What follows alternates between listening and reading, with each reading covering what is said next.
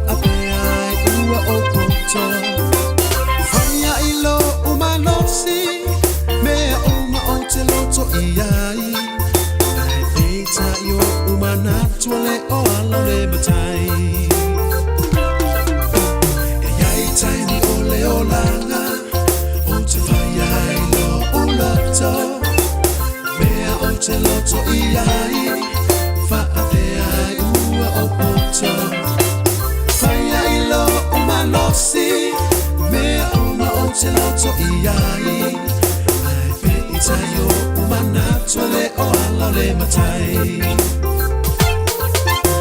Ba ai pe ile ali Fatali tali lolo taimi Inata sila fio mana o Ma mea tusa o lona fina gano Inata au maya la tali Te malia a toto ai Fatali ile ali e te ola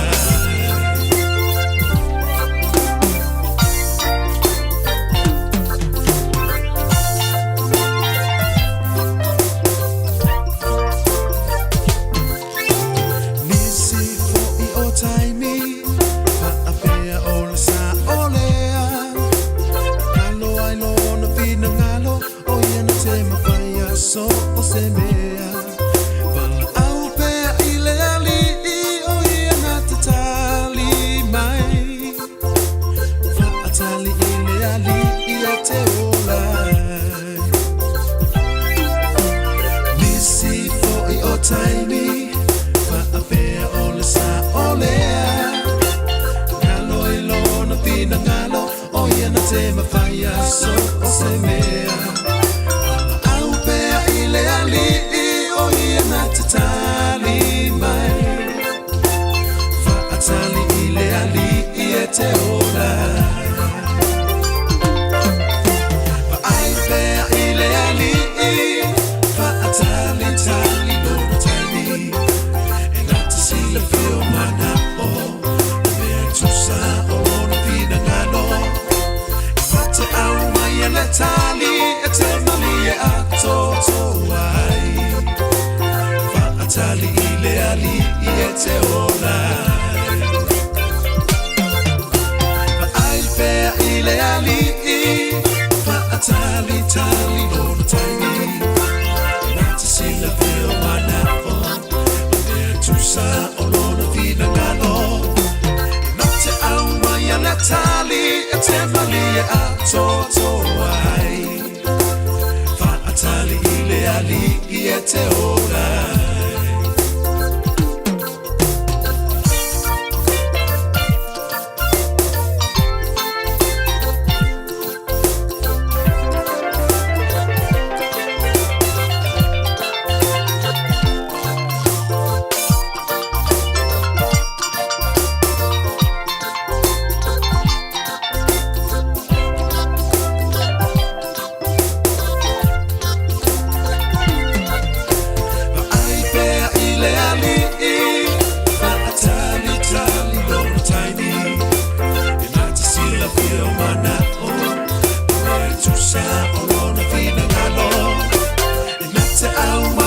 Tali te malia a toto ai Fa atali ile ali e te ola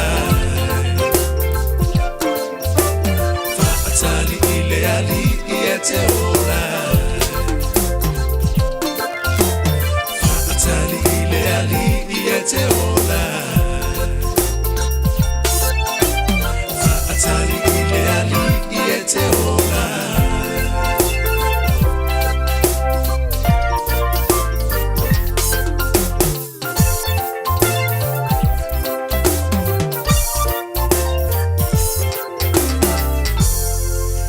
Lua su 5 minuti e una tano le tulai lima programa le pionga loia panitua ya leulu ia ni o Linda Woodruff panga so po leo tanto programa pe senga vi ingalo tanto tua tani tulai ono tanto sa ninga rotu e pe ona masani ai au ina tulungo nea la leo pe tani tulai ono tai o sa ninga sunga pe au mano lo ya yona tana po di fanle pe tani tulai ono tani ono tai o sa ninga sunga pe au mano lo Iona tana po li fane pe tale tula e ono tonu lo mnien mano tato tunu pe ngai ma ta po inga le ne yaso ia pa ma losi tato mo file mo le ni e me se tu pi tau fao tau mafa pa le nganga tato mo pe ale anga le le yaso ma pa ngai no to so fo tau mafa pa le nganga e am tato pie vi impa manu lo na lofa malona nga le tato mo Nia sapi le mu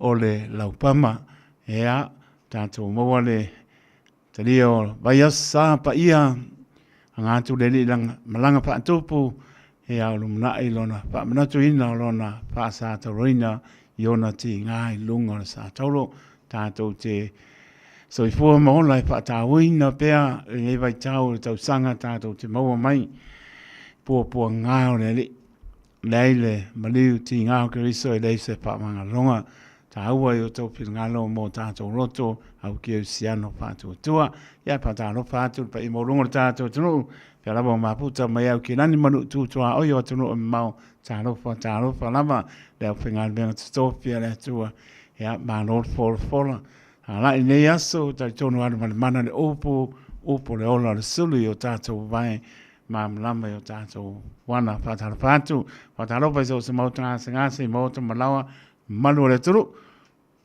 pa tau tolia ngase o tino o porowan pa tāna pātu te ngate leo la uso tinao tu pāpino turi o lanto pāsalanga o porowan pa tāna pātu ya mese o tu asi na sina alofa te le atu ma nore pale ya ma no poli pong mai ma oto mlao lau tāpo inga le aso ya mese o sai tāri ai poli tātou sa ni ngā notu pā o le lava i tāpo inga i malu o le lava le marosi au ina atu lava le lava le ana leo pai malama al ngano lo tātou tua ia piapia o sale tu la ono ia lofa te le atu malu le tunu pe lava o maputa mai ai la tau lunga le ala ua mai apo inisi o tāpo inga o nispo i wanga i atu i tāpo inga pa ai o neasa ia awal pa ngaina se foni o ta alo lunga le wala pa mole ta ua le alo le mo le pasia moli ia tanga i le fa ai lo lunga le wala tu la fono ia le ia se si lunga tu la fono pa mlia le ri yang tu lunga wala ia nispa wa nga ia tu fe au nga wenga ia nga ia tu nga wenga mal fia au nisi po isa fe nga nga wenga le mo sa nga ia le la elo tu mai le tu la e ono tato sa nga no tu i lunga le nei ala leo le radio Samoa e manuia lava pai unga po i o tāpo inga i le tua le ne piapi e ka le sio ta i lua nato sauninga pa manuia le tua.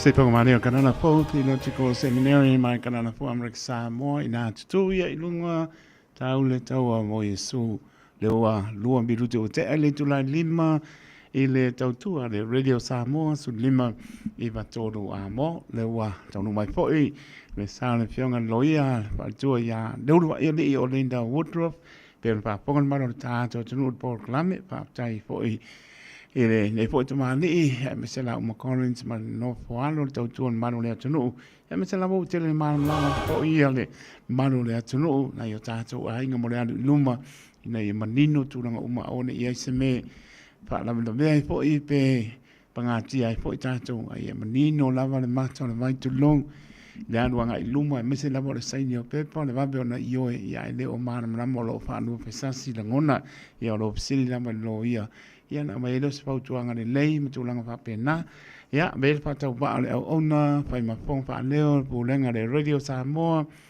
le atolo tato tunu le penga le stofi ia ma to fa ta no fa tu lo pionga lo ia le lo ia le i ma no le so fo mnu ma no fa lau tato mo mai le sa lompa o le lau pama ia malang fa tu po le li ia lo mo so fo mnu ia lo mo Collins mal no fa ia lo mnu po tau tu ale Radio Samoa me so le atolo tato tunu ma le penga le stofi le tu fa ta no fa tu le ngang fa no ia fa ta lo fa tu lo fionga taito fatalo fatu fo ile pa ia mal malu Samoa fa fonga mai le nei afiafi ile tato po kalame masani a tau te vi ia tato te ma o langi o rola na pule faso i fu malano pui puinga malona lofa o tato te mawa mai e fo ile nei ava no tau te tal no atwai lungo tato le tio fitu fai ini manatu fo ima me tupu if so ani atwai le nei au na fa tau va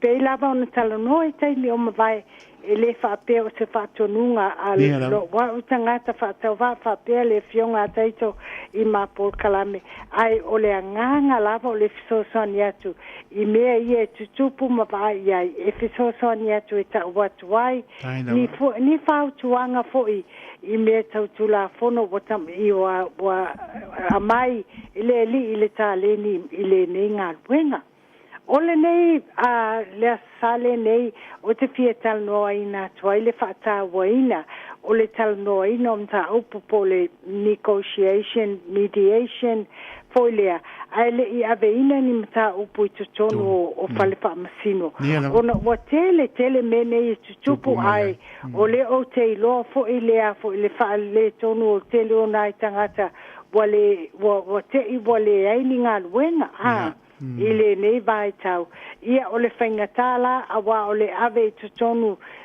o me tutonu ole o falfa masino ele ngata ili tongi o taimi o lo ie whai iai ngā luenga ia wai le o fo ilo ie whai ngā luenga o whawhanga ino o lato wā inga mani tongi o pili ma me whapena ele whape o whai ngā luenga o nisi tu ia na lava si la fia au le mela iai ele ngata na au le tutongi o le costa le falfa masino tutongi o me whapena ia ai uma lava te le fale tonu ala tal no ina tatu mta opu ola ta ita lava fa tuanga yo tatu tangata ile nei vai tau ia fata wa ina le faio ola asanga e tal no ina ai ni me tupu I tutonu o vao tangata ona se banga na lava wale mafai ona soala upuleina pe tal noa le va fe aloa I ma le va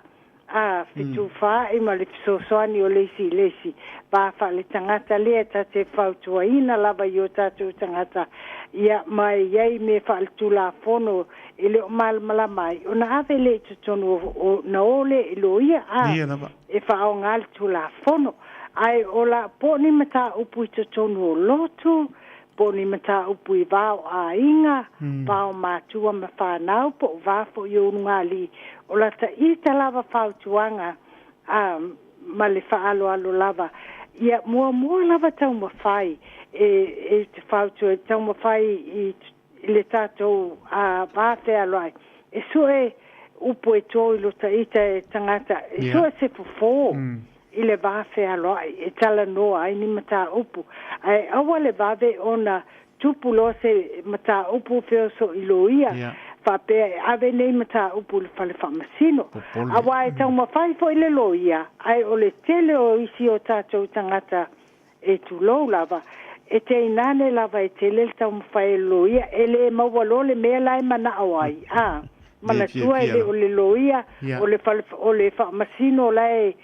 Jono o whamasino o le whamasino e whaia i e whaiunga. Ia e o lo foi fai mai o le loia e le o no fai ngā ruenga me whapene. Ai lai sa tau mawhai lava ia loia o te iloa lota ita tangata e whapena lava le whainga. Mai o te iloa foi o le te loisi loia e whapena. O le tātou whautua ina lao le au ngāo tātou tau mawhai e fufo whawhita uli i le vā whealoai. Ma le oponi, o poni ai le whealo whani.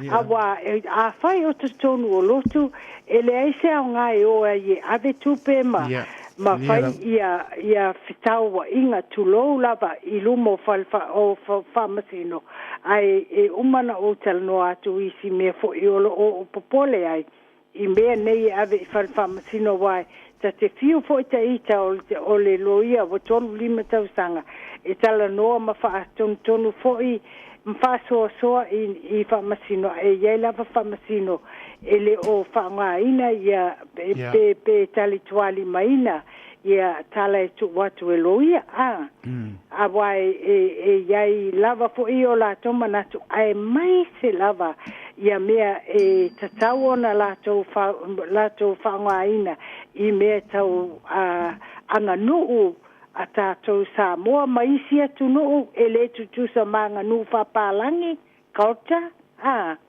whapea fo i mangangana ni upu fo i e whaau ngā i le whapalangi a e le o tua i ngā winga na o lea e a fo i e whaau ngā i e tātou tangata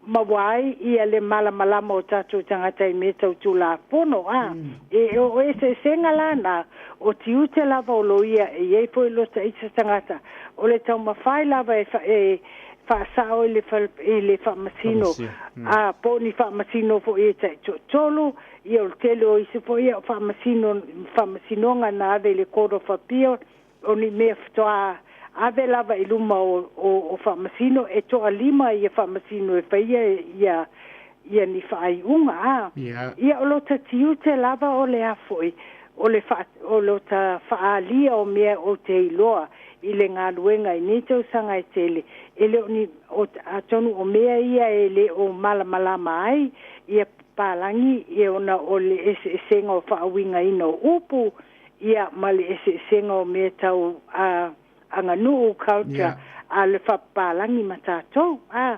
Ai te nane lavala ina ia lelei. E le whapea i guarantee pe o ea mailoni tupe ma whai le ngā luenga tele loia o na manuia lea whai atu lolo i a ave loe mawal mena te mana o ai. Tu lau lava i o tātou tangata whamole mole i a sila fia e le o loia e whai ungo whamasinonga. Ia o le ala tonu lava nā te whautua ina i lea o ngā o le tātou tau mawhai i fufo whawhita uli i luma o le vāwhe halo ai ma le oponi o le whalo whani o tātou Samoa. Au lesi me o te whautua ina i lava i lo wa ai ai nei i vai tau. O tātou o bule o matutua e mai se lava tātou na whanau i Samoa mai e tau te iloa fo i lava i a tātou whawhita uli totonu o nuu ma me whapea e iai lava le taimi e mua lava tau mawhai e soala upule o le upu lava le wha Samoa e soala upule i le vāpe aloa o na tau mawhai e lea i a awa pei ua i nei aso wa tele lava ina tupu lo le whalwa lave feo so i whape e whai loia avel mele il whalwa masino ia ona avele o tupe loia tau mawhaise loia e whai ngā luenga ia ai a avatu lava e le fitau i male mawhauwhau o le whamasino lai sa whai mai luma po le mawhauwhau o ni whamasino stolu pe a whai o se apili pe to alima ia ele ai se ele se tulo lava ele ai ma se fe au le lo ia fa pe fa tonuina le lo ia le fa iunga o le ala la na te fa pe ai lava vai ia pui o to pui fo ia tatou tangata ia lo ia awa o tangata malava o tatou tangata Samoa a tatou pui ma lo fa lesi ma fai ia tatou la asanga e o poni ai le te alo fani ma le pui o leisi le o leisi ia e te le lava le ia me le e te tau te maua a tatou matutua e te tau po iona tatou a whaatawa ina le tāua le whai o awala ia e talanoa atu ai awala e whai mata i ala mō tātou whanau la iti ai mai se lawan tātou whanau i New Zealand nei ele i wā ai i ni whono tanga whale nuu e sa wha iai ma soala upule ina ni mata upu e tau mawhai ina mawai se maua se whaai unga i ni ba i se mata upu lo whale tonu ai tonu o vāo no o ia e whape nā fo ina tai loa fo i me tutupu i tonu o lotu o tala i titi ia e tala noa ina lava e ka leisia ma lotu tangata o lotu ia me whapea ia mai iei ma le sunga al whapea ngainga i lango ina le tau mawhai e soala upule me wha uma ia ni whawhita uli tutonu o lotu o nei aso wata vai atu wa tele lava tangata e tupu loa se mata upu wa vade lava le so i fo i matulou lava ma fai ilo ia ave lo mata upu le falfamsino ele le ala ana fape o se lo ia nano utilutilo i le tulanga fa lo ia ma e fape ia wale le e mai ave e mo i lava e tā pā tupe wha ienga luenga, tupe tutongi ei pili. E le ai ma se me ave tono te palpamasino, a e le tutongia ia pili e laitu si lalo tu la fonu, pe fia pili, a mai se lava pili ave i le high court o le tangata ia, ai te tau o whaole whamasino o ea ia o tangata malava i New Zealand e whaonga pe a le iai se awala e so ala upule ai mafufo le mata upo o lo whale tonu ai o le i le owa o la wanganga i o poni le alofa ma tato whata i tai i o tato whanau ia ma vaai mai foi e se le mana ia pe a vaai mai istangata ia mai fafo no foi New Zealand whapea ia lai lava le o Samoa lai lava te tau mawhaia e o poni le file mu ma le whea fani ma whaonga lava lato wanga nuu i New Zealand nei ai panga lea taito tatele o vaai o whaapea le whaia mea a ta whai atu fo ia i tangata whai mai o lale me te musu ai whaia matu ngā ruenga o lai ei le matu tupe po o tala whaapea ia te tau mawhai lava i lumo leli ia maua ia awane i o taitanga o fie mawhape ai whainga tāpoi ai o lai whaamalmalama atu ona e le whapea e tate wha e mo i fo i whape nā tala e whai mai e istanga tai o atu i lota ofisa le un Samoa whai mai pe o te musu e whai ona e le o lato un Samoa ia o te whai lava i ai o le o te tau tala sa o atu lava tau mawhai mua o na tala noa ma ba ai pe yese a wala e fufo ai i le tō wāwhe alo ai awa o tupe to e maua ai le to e maua le whealo whani mai le to e maua ia le whataita inga nei e te tau na tātou whataita ia i tātou walom whanau o lo whaiae ai mai se lava alom whanau na whanau i New Zealand nei o le si me si liona tāua o le tele o studies po ai inga university i tono o isi atu nuu whapea fo in ia New Zealand o le wamaua o le stress po le tele o mea whapea fo ie le popole ma le fitao me whapea e se le a whaina i o tatou wola o le health ia tingala va foi lo taloto lo tia to le tio itae i le Radio New Zealand saula vale tali o tangata Pasifika o tangata o ia o po tangata foi mauli o le tele lava o lo mafatia i mai nei po atu e ngā mai ia ele fape o fai atu e fa o lai fa tupu ele e tangata o le leiti o ia tala ia e sau a le Radio New Zealand fa palangi ai e o la tailo foi i studies po mea ia e fa e ai e tangata foi ia lato ia lato i loa i mea tau health i tato bola o lai lau te lo le telo tangata e a whainga ia ola ona o le a fo le stress Popole. o le telo lo popole Mo o toto le mo popole lunga. ia ma le ma fai ona mo moele le i me whapea o le ala la le ia tatawa iau na tato vava ai ma awa na o le tilo ia le la wal famasino whaatali o te whaaleanga ina tangata lea ai fakte ele tato wolanga fai mai ta o tato o kerisiano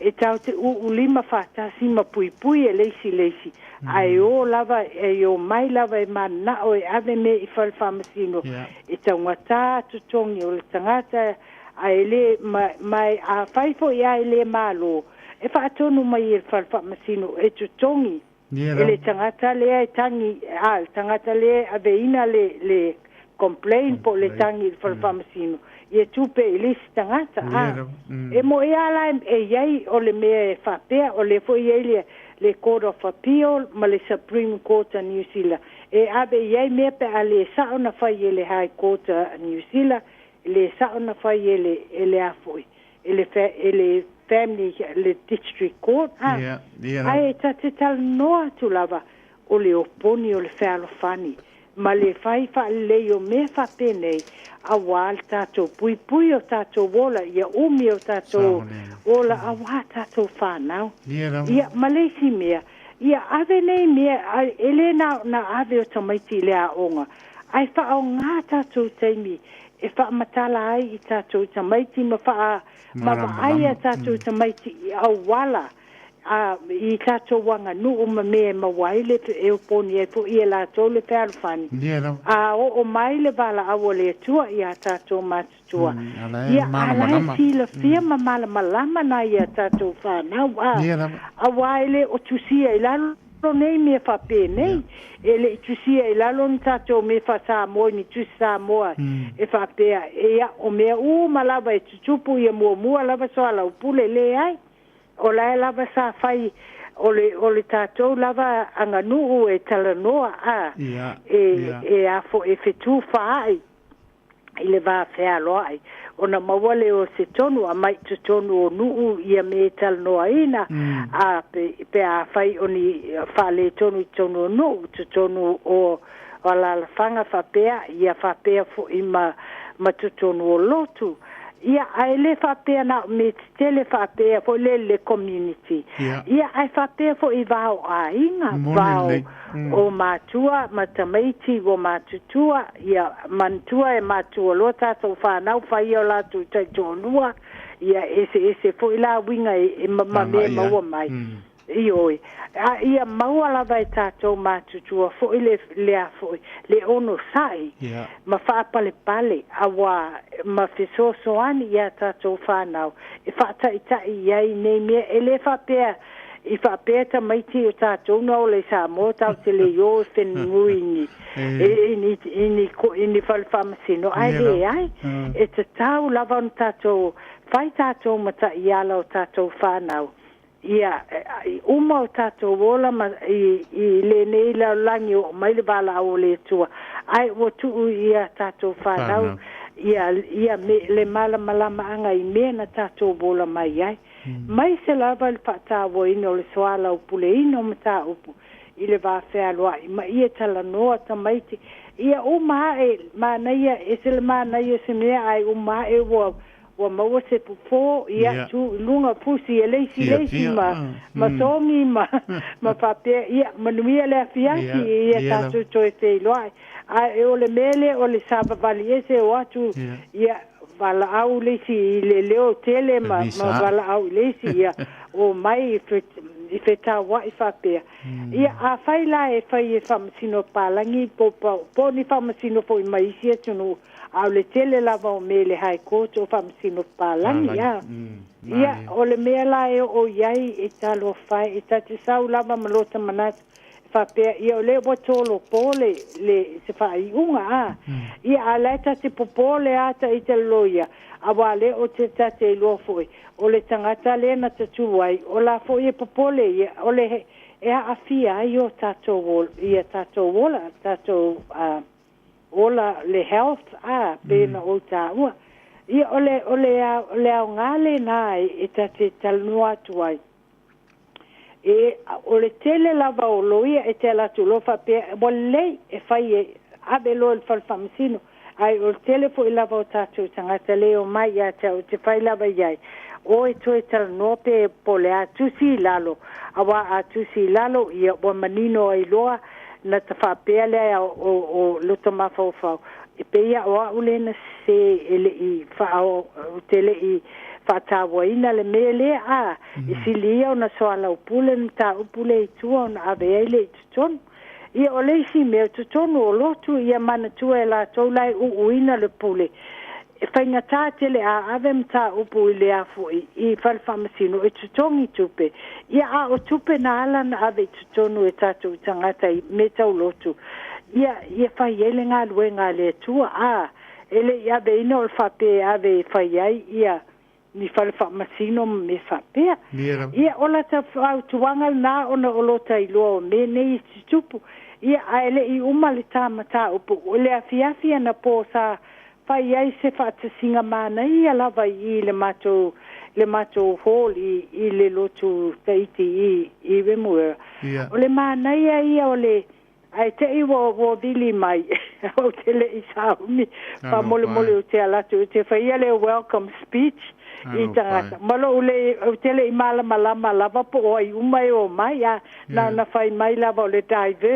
diversity or different culture. Yeah, over to o diversity o eu fa pe e fengo fieta e te pata pasa mo pe ni risi ha o te leilo au tala tu ia e to tele yo tangata no mai faile me ta mafafata si matala noa ma fetu fa I me ia na tala tu lava faile o fa to welcome speech faile fa ia mana ia tato fatasi le afefine awa tu salava po fe o le telo tangata mai isi atu no ele fa pena oni tangata mauli ma tangata palangi ma e tolo ma to Samoa na iai ana wa umanisi tama e to lua na o lo Samoa o fa Samoa ma ia te ona o tu lunga fa iai o au na o savisa mo ile tasiva o no valu boleva na o le lotu o foi o le afo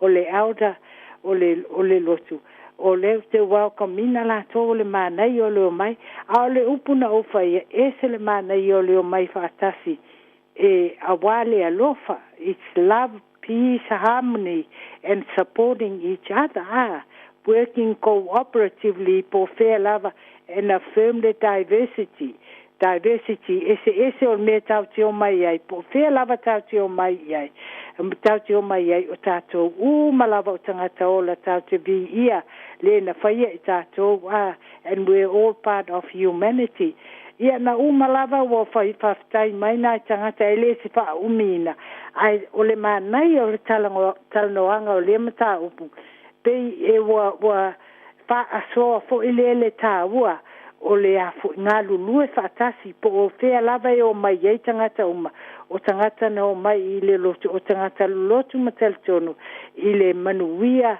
pe ata ngā lulu e whaatasi tangata ese ini me tutupu i tutono New Zealand ia manui ai tātou uma ia ole me whala na wa whata waina ia lotanga tal tātou le tāpol kalame i le afiafi nei ona o lota wa ai foi o lo tele lava tangata mai isi atunu una iai i le poa na po ai o lo o lato whata waina foi ia moni tai ese ia atunu unta teo mai i nao mai ai a o mai whatasi o le nei o tātou wano no whatasi i New Zealand e fiso soani leisi ia maua le alofa ia maua ia le anganga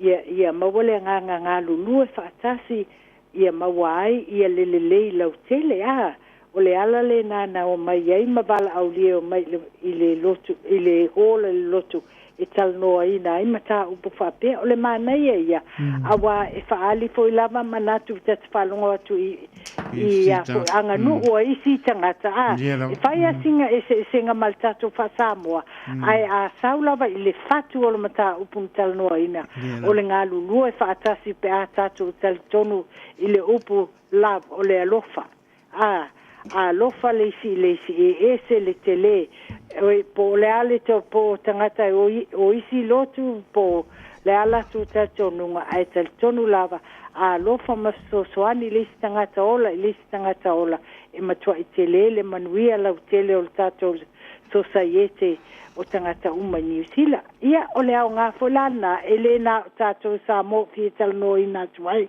nemta o po ale mana ia po ia o le vai i tangata ese mai isi atunu o mai mapaali o latu manatu whapena. Ia, hei tō wau mafo i tātaini, ai pe iei si fesili mai eila o fionga ele i umata Paul Kalame. Te le lama mātango pia le Flora ta Paul Kalame whapongan manu tātou tunu mātango pia tunu mai mise lama o le banga lea ia lamna i alu whanau moni ma whamaoni ese ia anga nu ia ai pe ona e sau noa fo e le lama whamama ina i o tātou walam whanau ia tūlanga nu o tātou ne noa e le tau ma singa sisi ma le whinangaro le tua ia o ma tātou ia ai le o mana lama na i alu whanau ai anu nofo mana lama i lātou e langonu po lātou pia misia po tātou o le anu tūlanga ia ai pai langi po rango ai tu oi lato ia laino no fo mana malama pia i dole me anga iai ia ole tu langa na sa mo tu no pele tele la bo me ta pia mai pia ma tango pia po la fa ponga mai ia tu langa malama ina ia nga i luma mane manino manino la marta tu oi le se me la pena on pangati ai tanto ia me se o tu langa tu pele ele tau ngo fie me o lo ia pe ona sa no ia orinta e nit po la tu me tau tupe le ngata leo pepe o pa se nganga o tulanga umalama e ni te ai la tau me tau tupe ia te tono lo o mo mia po e la tau sosan ia me sore tu umar la tau fo sosan ni mo le maro tātou no ia ba tō pa maro ma pa tai o linda leo tātou anga e fo i ia so mano lo le seta ia no fa de di o fo i tulanga fo i e o iai pe au we fo i mai i a inga i holidays o la pa penana iai de seta ia no fa de di pui le lua so fo ma no fo alo na po stai mi ia pe lo ai pe ma pe lo ai pe a te nei a lo fa te atu ma no ia fo le vai aso mo me so ma no longa au fo ntanga o to nefia fa mnia de li ia ma sau no mo ia tātou ma vai mrenga fa no fa tai o linda ia whaftai la o fionga teito ia mo le atu whaftai tele mo le nei fo ia wanoa wa tātou tu wha iai ini me langona e lo tangata whatau wha a tonu lava e soani mo le lau tele o tātou a pa ia malo si o tātou o tunu ia ai pe lava nei sao noa e se lo whatau waina o le whaao ngā ina o tātou tāleni ma me tau te iloa i tātou wanganu tātou wola mai e sa mo tātou walom whanau i le nei vai tau wai esele mana ia pe ao poni i tātou whanau nei whataita inga tātou te whaia ma mele o ma tātou te whaia le fōwa tātou iloa lava le mana ia o pe ona o ta wa le ngata ia tātou au le tele fo i nisi atunu wolo i nei tangata e iai fo le lato manatu o whatawa ino me whapea mo ala to walum whanau.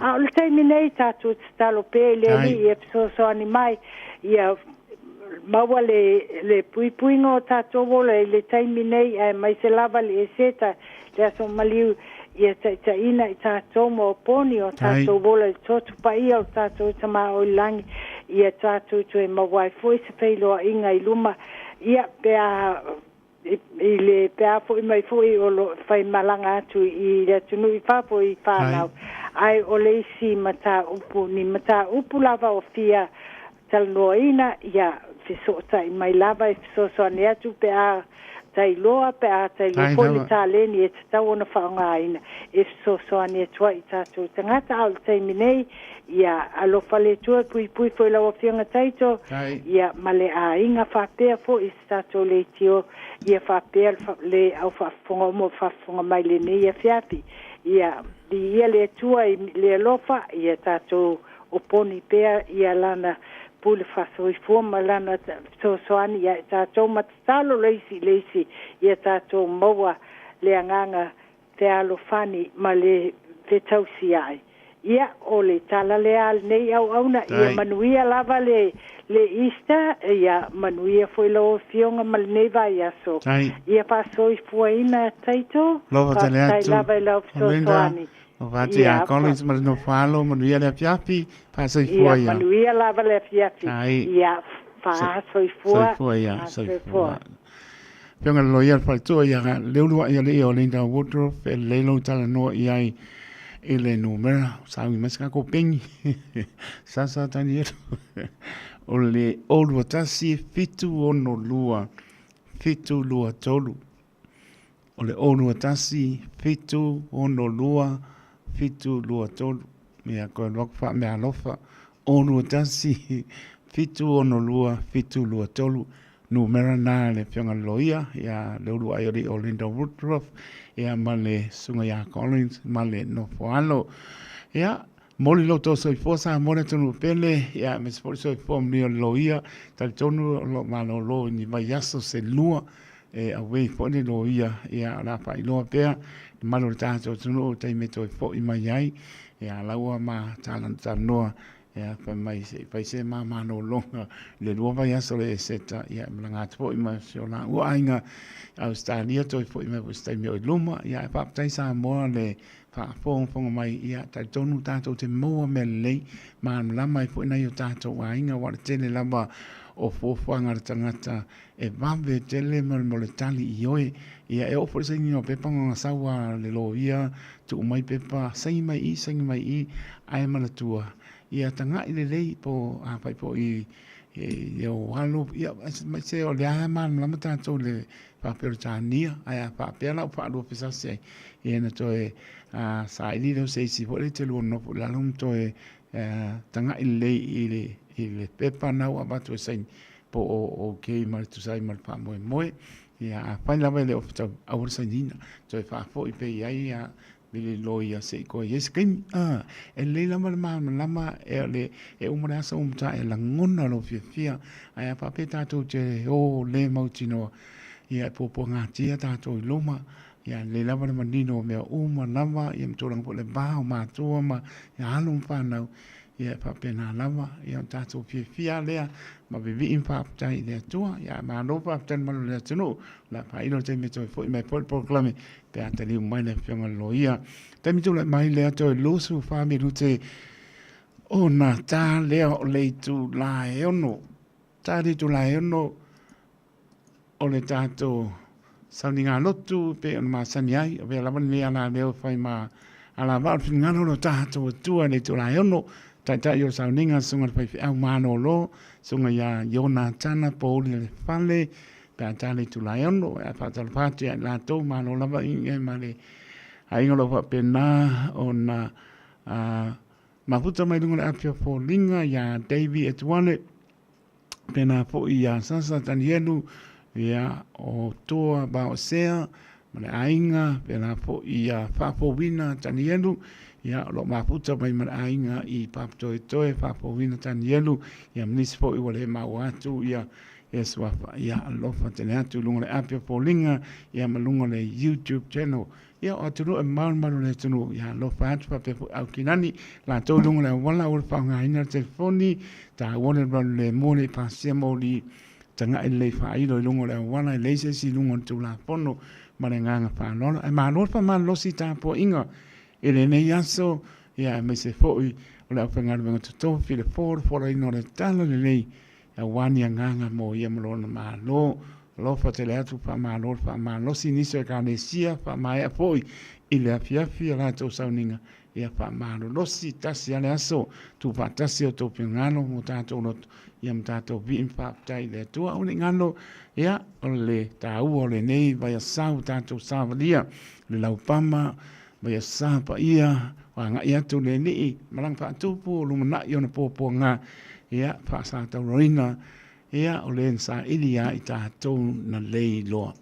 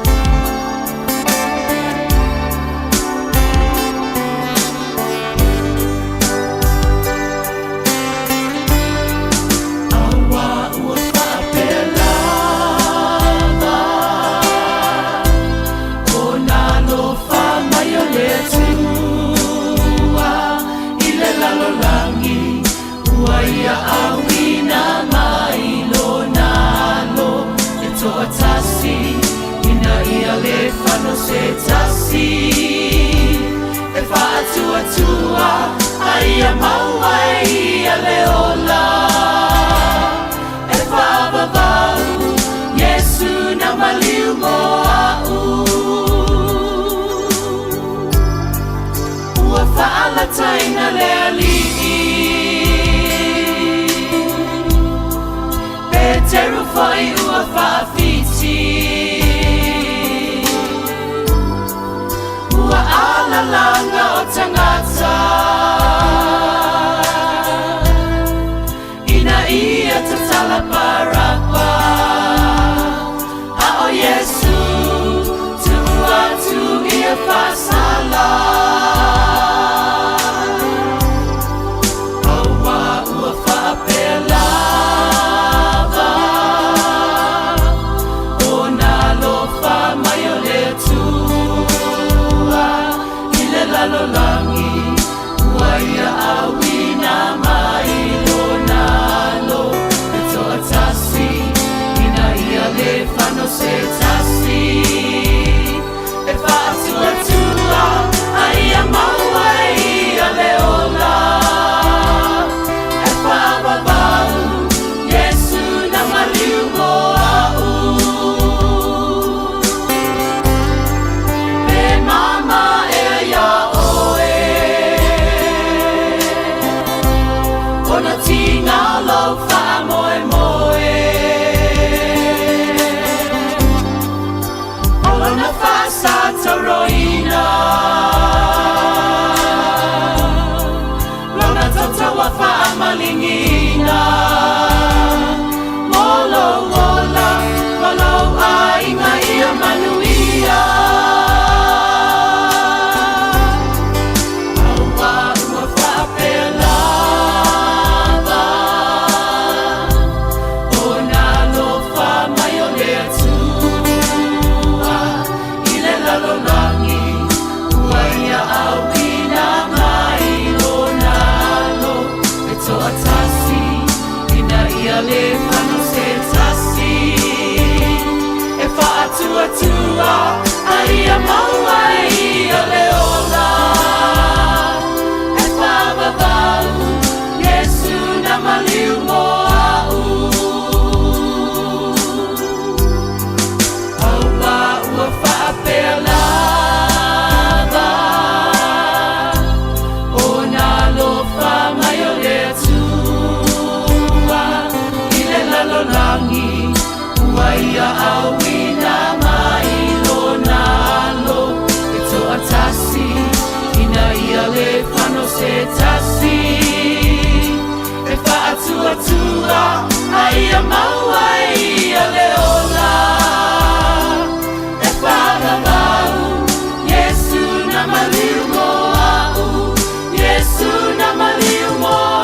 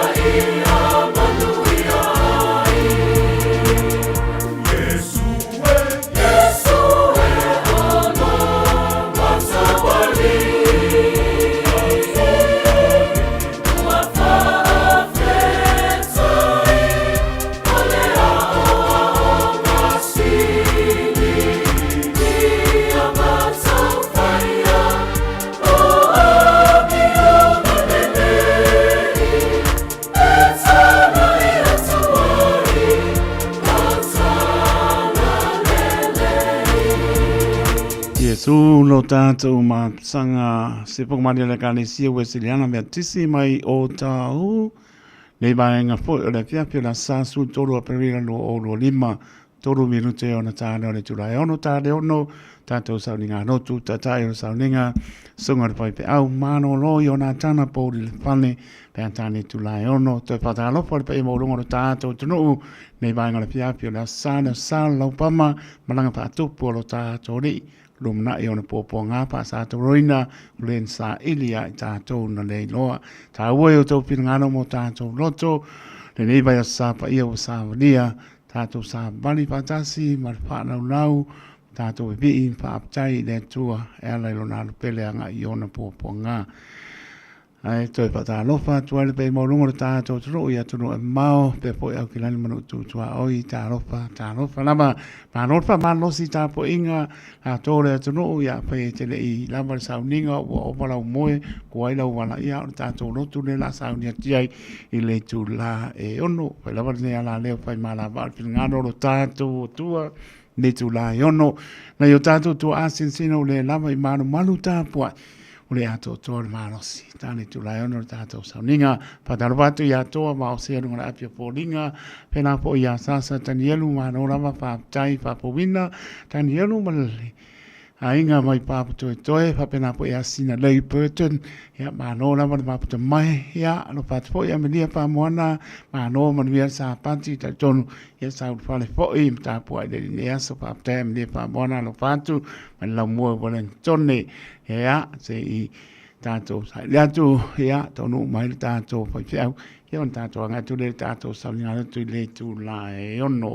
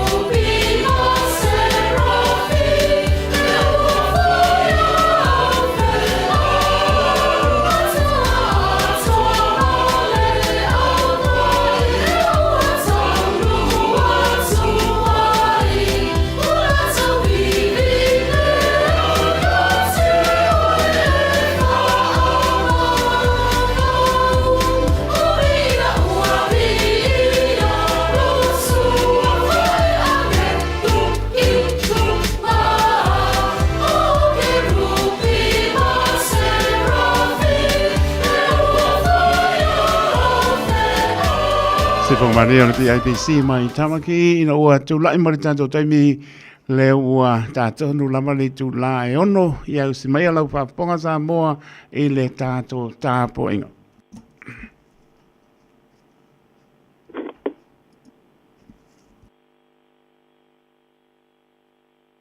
E whatalo whātu I le pa ia mawalunga o lau whafonga sa moa le nei tu la fiafi. O mai ese I o tātou si whatasi le vi inga I lo tātou tua. Tātou tua.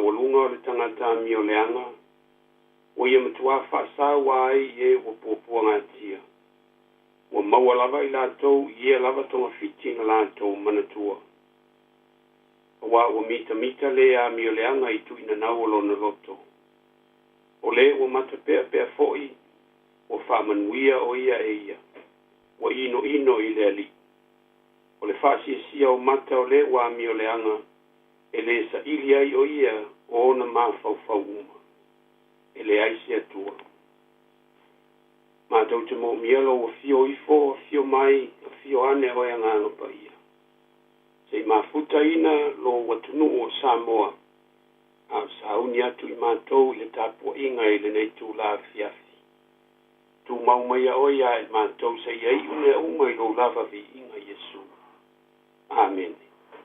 La tato vivi le tua le vi inga wa saunia.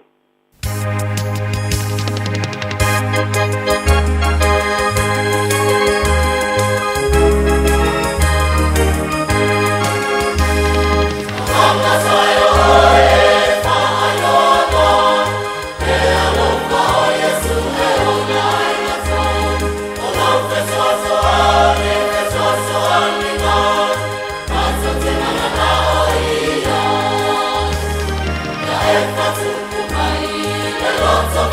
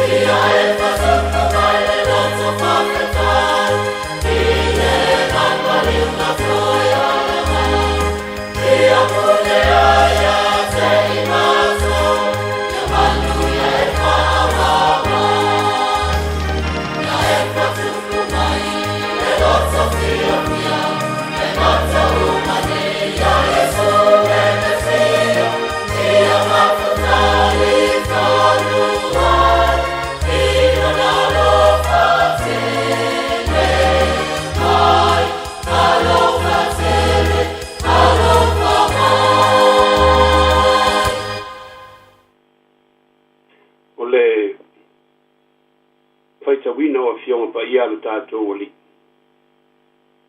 ua maua se upu e taitaina ai tatou lenei afiafi i le talaleleina tusia ioane lona mataupu e 16 o le foiupu muamua e o atu i le foiupu e 8 fa'afofoga maia i le faitauina o afioga paia alu tatou ali ua toe ono aso i le faiai le paseka ona maliu atu lea o iesu i petania sa iai la salo na oti ua na toe fa'atū iā te ia na ie ua oti ona sauni ai lea i latou o le faiga'ai ma ia na auauna ai fo'i mareta a o la salo o le tasi o ena ta'oto e ai fa'atasi ma ia ona tago ai lea o maria i le litara o le u'u nato tautele ona u'u ai lea o vae o iesu ma soloi ona vae i lona lau ua tumu fo'i le fale i le manogi o le u'u ona faiane lea o le tasi o ona so'o o iuta le atali'i o simona le sekara o lē fa'alata iā te ia pese ale mea na lē fa'atauai lenā u'u manogi i tenari e 12 lau ma avatu i e matitiva o lē fa'apea ane ia ina ua alofa o ia i e matitiva a ona o ia o le gaoi ua iā te ia fo'i le ete ma na tauave mea na fafao ai ona fa'apea mai ai lea o iesu tupea ia iā te ia ua teu e ia lenei mea mo le aso o le fa'ataemuaga o lo'u tanuga auā tou te nonofo pea mai e matitiva ae tatou te lē nonofo pea ma ia fa'amanuia mai le tua i le faitauina o ana afioga paia ma ia tumau atu iā te ia lona lava vi'iga nei se iao i le fa'avavau lava amene upu filifilia e tatou te mafaufau fa'atasi ai lenei tulafiafi maua mai lea i le tusi sa tatou fa'alogologo i ai a o se vaenga i titi lava o le foiupu e 3 manatu e taitaina i ai ni lagona ma le manatu i lenei afiafi mai fa'apea lona faitauina ua tumu fo'i le fale i le manogi o le u'u ua tumu fo'i le fale i le manogi o le u'u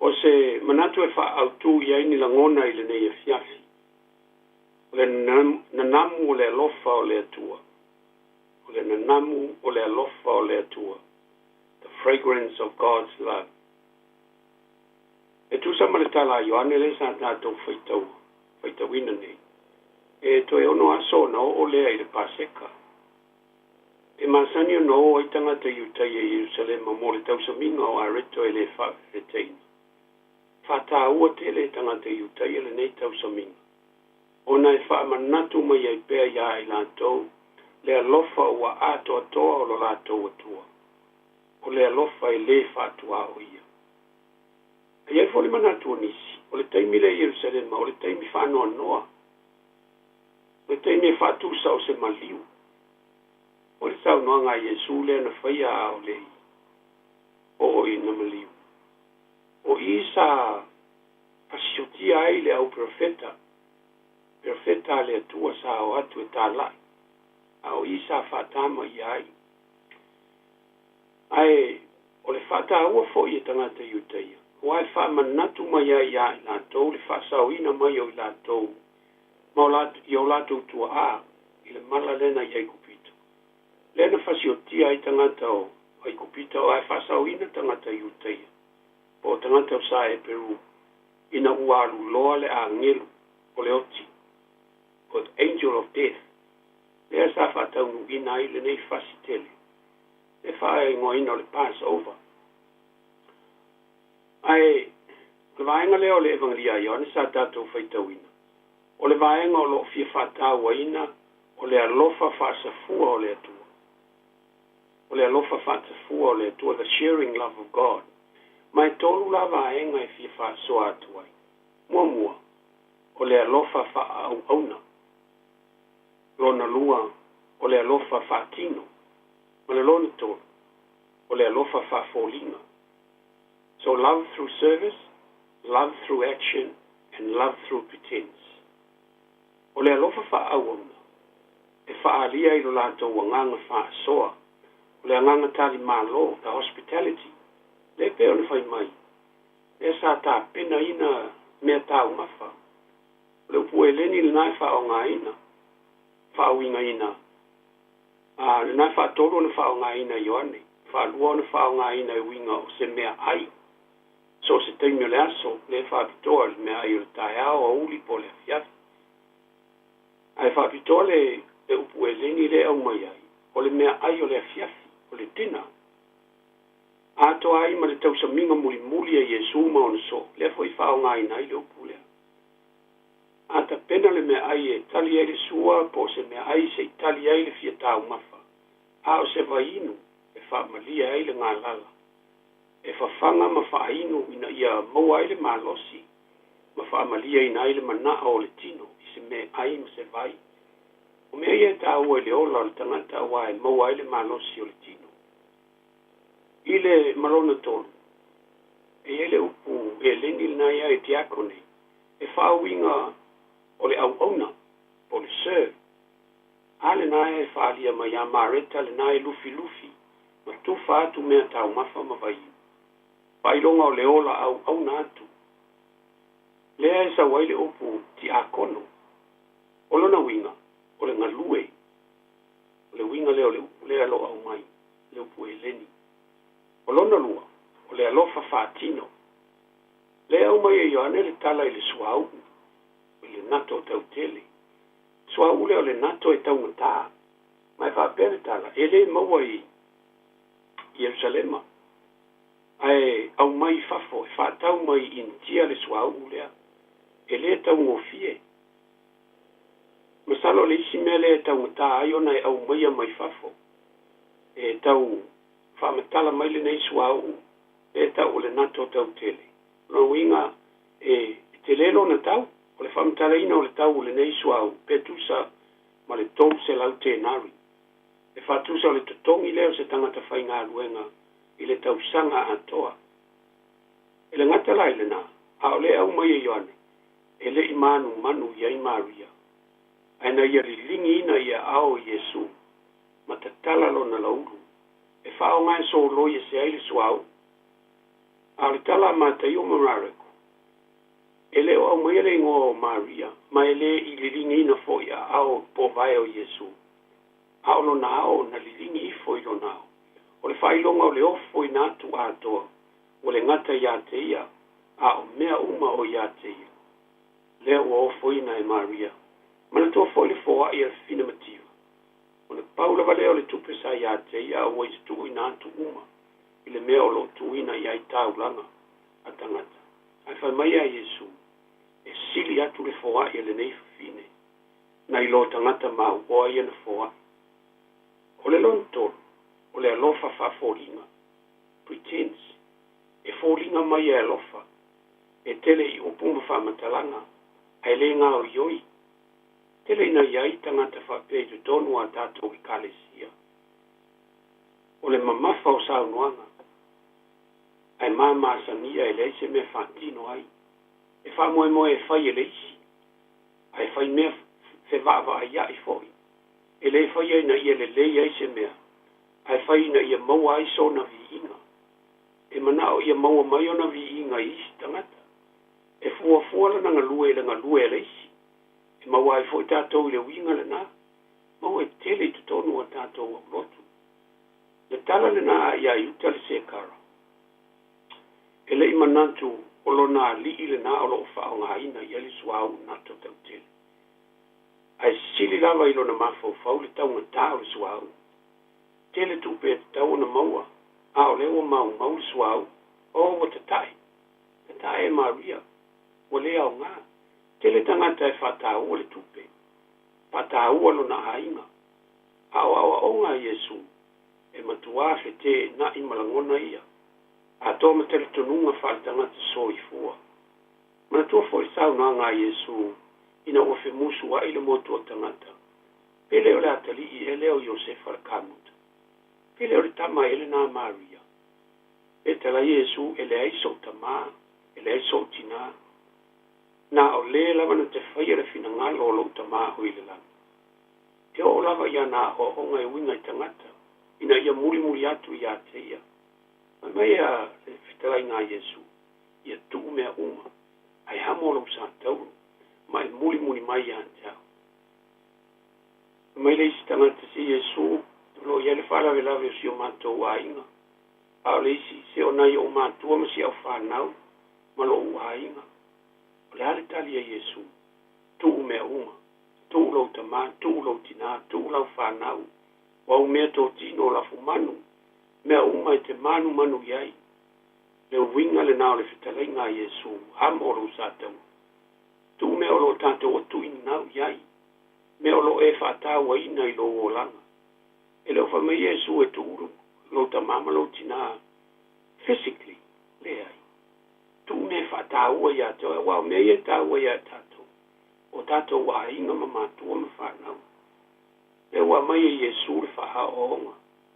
Ao le tuina nau, o le soifuanga o le tangata I meo leo langa nei. Leo e, au mai e le fina ngalo leo Yesu. Le iela na o onga le moto o tangata. A e alu e avela u taulanga, a e lua tele I whaale lei ma lo uso. Tu le taulanga, o le avea. Alu mua e whaale lei ma lo uso. Ona I saua I lea avela u taulanga.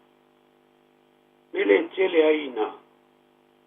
Le malama le to tele o tangata e o fo ia I tātou. E ese alea o onga Yesu lo au maia. A po mai le si tu li liu le si. A fua le soi fuanga whale tangata. E le tai le tangata o na mawhai au mea ia. Le tu o watu no wesa mo. O le whatau no wina le nao le tala le lei. Le na fio mai a Yesu e tā lai a te oe maa. Le alofa fata mama fatinale na ole atua. Ole alofa fa soa. Ole alofa ele fatua oia. E fa safua ele atua lona alofa ia tatou. Wa umai mo tatou le nei fiafi. Ala lona lupele o Yesu Keriso. E wanga antu Yesu iona pua nga. Fa fefeon tatou fataua i. Fataua ile alofa ile atua. Amaya Yesu. Lofa ile tua, lofa fo ilo tua hoi. Lofa male loto atoa, manatu atoa, mau langona uma lava o loi ai. Luna winga e ave atoa lo so I fua, mo le atua malona fina ngalo. Samoa, o le fe au lea mo I tātou le neia fiafi. O le nanamu, o le alofa o le atua. Le o fasafua mai mo oi ma. O le lingi ifo, ina i o tātou, maua le ola. O le ola e whakawau. Amen. Tio tātou te talo. Langonolo mātou fia ele nei a fiafi le ali ie. Mātou te whafo I le viinga I a te hoi. Ua ma e au sau ninga sa whatasi atu iai mātou le nei aso. Tau whale tonu o malu. Whalongolongo lau whanau. I le fe au e fola ina mai au au. Leli e whawhetai le alofa ma le anga le leo lau a fio. Leo wa anga atu I mātou le nei vai tau le leni. Ia mō pua ngā o lo mātou le io Yesu Keriso. Mātou te whawhetai ai oe. Wa waili tangata wa e manatu ane ai. Wa e whai mai lo lava soi fua pa ia Keriso. Ina ia whahola ina le tangata. Na ea luifa foi le manava o le ele. Matoia vae ai le tanganta ua pa mau lalo na o le anga sala. Whawhetai alofa, whawhetai anga le lei. Leo wa mātou ai nei. O lau whaasoa I taimi uma, māso uma. Mea ai mawainu lava, o le ea, o le mana vaola o lo mātou maua. O mea ia mātou te manatu mahi ai. Mātou te manatu o mea au na mātou maua. Ai ngalo ai na mātou fo I atu e whawhetai alau. Leli e, mātou te vivi ima, whamanuina lo swafa, o na o mea sili wai whaia mo I mātou e ulava.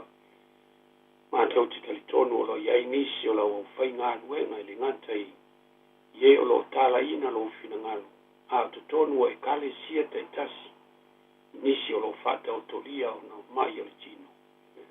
Whawhetai lo wangalilei, wa lo maua pele fisoa soani.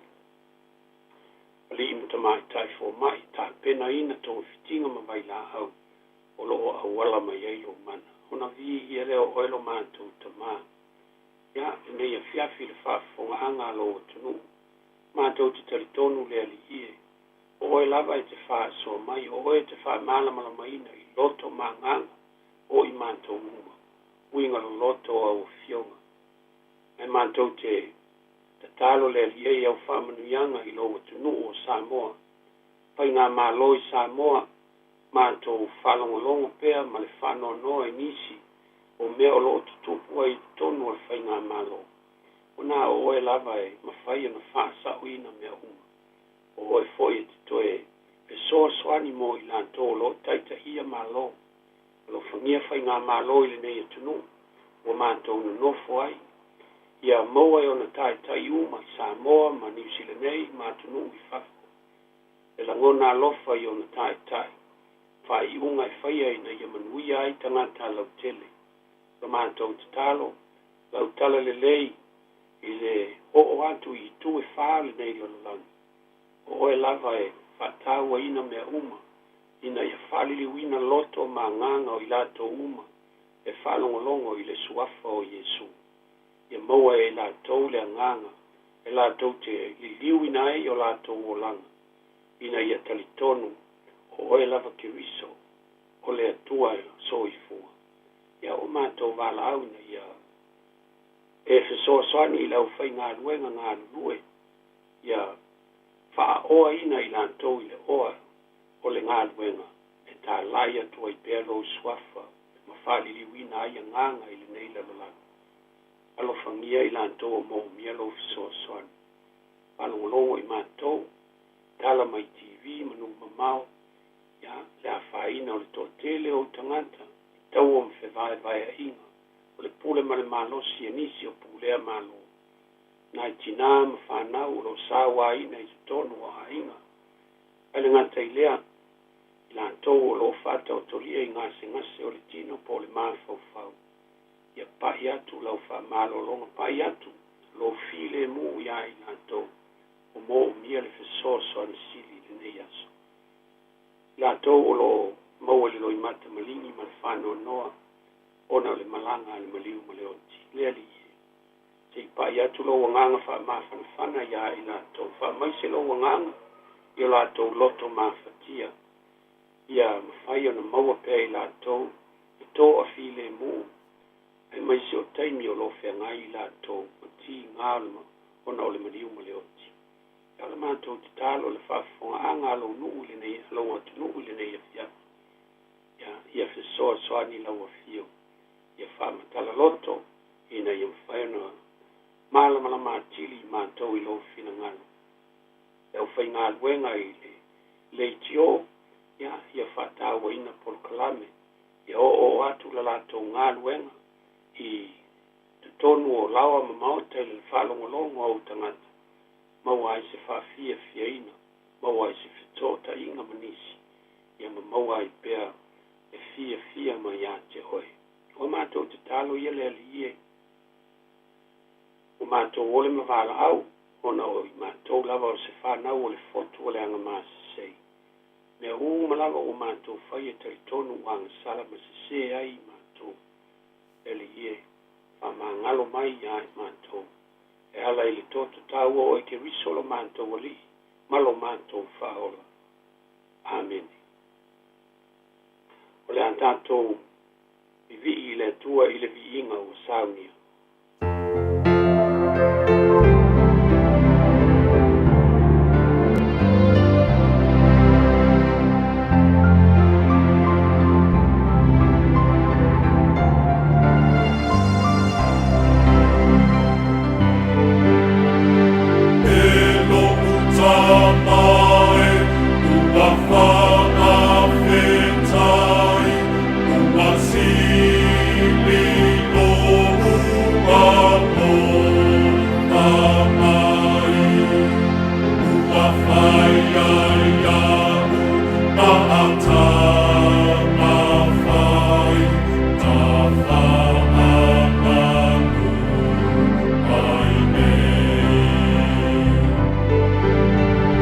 Sa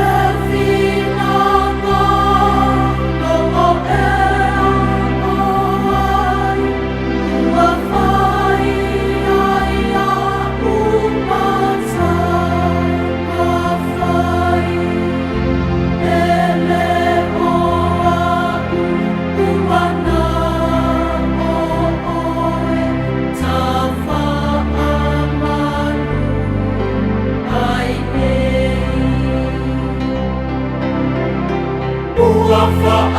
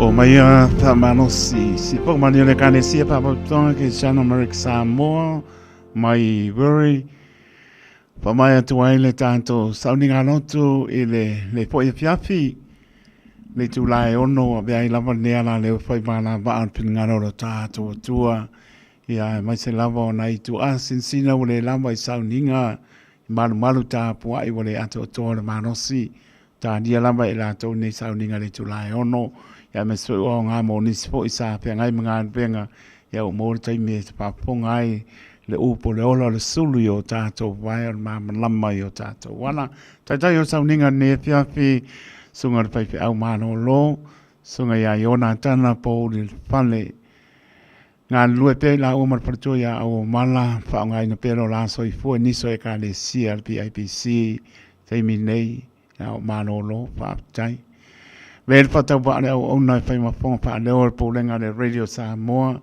a toro ta to tru le penga mo tofi moria tu fa ma no mar pa tai la sunga yo na tana pa tai le mlatu mai ma la o fo ya me se la ma pa no ino tai mi la penga benga lo pa pena ona ma la o tu ya ma ma yo to tai mi ya wa la vale ta to nga benga penga no tu lungo le ne ya la leo mo le so fa ma no mar pa tai le o lo sa piong pa ia lo tato tua pa fonga mano le tato tu mo fa longo le mata ngo fie o piong pa ia lo tato tua tap sai nai lo to so fua mo tato bola pa le nganga ma no ta pena ma no sa ni lo sunga yo natana pa tai foi o lo mo pe le luo fie fie ya me so lo ma no si ma per tua au pa ngai nai pe so se ala tono pe IPC nga wenga lo bala wa ya me se ka le si bala winai nga tai le bala out for tai me mo mi so so ni lungo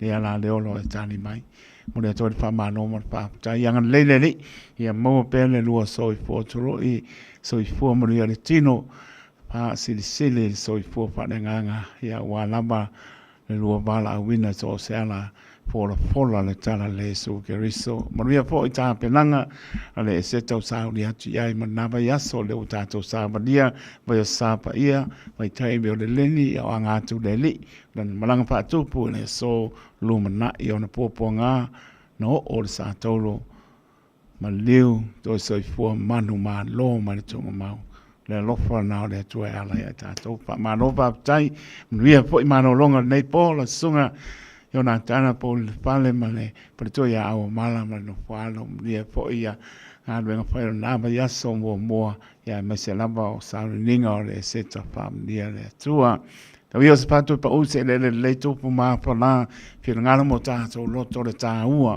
male lo loto na pion pa ia ta pa sa inai no to so i fo mo no ta to vola pa le nganga los por vidu te ona ta le to la fitu Ole tautua le Radio Samoa su lima iwa toru a mo mana toro mo nian manu tato tunu ua mai e tapo inga sapia ngai ai mori atu pa malo mar pa chai pa manu losi ai tapo inga le ne yaso ya mese po le au pinga longa pa ia ne tua tutu la i pule la ai fia to vine fia to swinga de bayor soifua wan ya nganga mo ia malona malo pa chai pa malosi ya mese maro tato tunu ya ni spo ele i mo sa ninga tono man ya pa yo fa ponga mar tato finga no tu matango fia na ya tato fia vi fa num fa chai ile lo fo le tua ma no fa ma lo si ai tapo inga le yaso ya pa pen po le pinga no to fia le tua sa ningo o pola la unga ina ona pionga pa ia ya wala mani nganga mo ia malona ma no pa wo tato por clame na minute ia tato se atu por clame o se singa i mo tanga se ngase anga tu le por a por fitu ia ona tala le tato leina o so for maro tato tu si fier tato leina todo fitu ta si lima i beton no mera tato email on the air at radiosamoa.co.nz ia pe for the Facebook page malungo le YouTube channel ia wa te le wa no tani tu lai vanu ia tato por clame to fa lola le wa ia lofa ia nga tu le leiva manu malo le opumoni ia on taurunga i poile stau tua nei po, ia te tonu o silfia tato porklame lau toi fo i mai porklame na sa te ngai ma pasta mo abai mika ia leua mo fo inisi o ana au ona e fa o wina nei porklame tau longo atu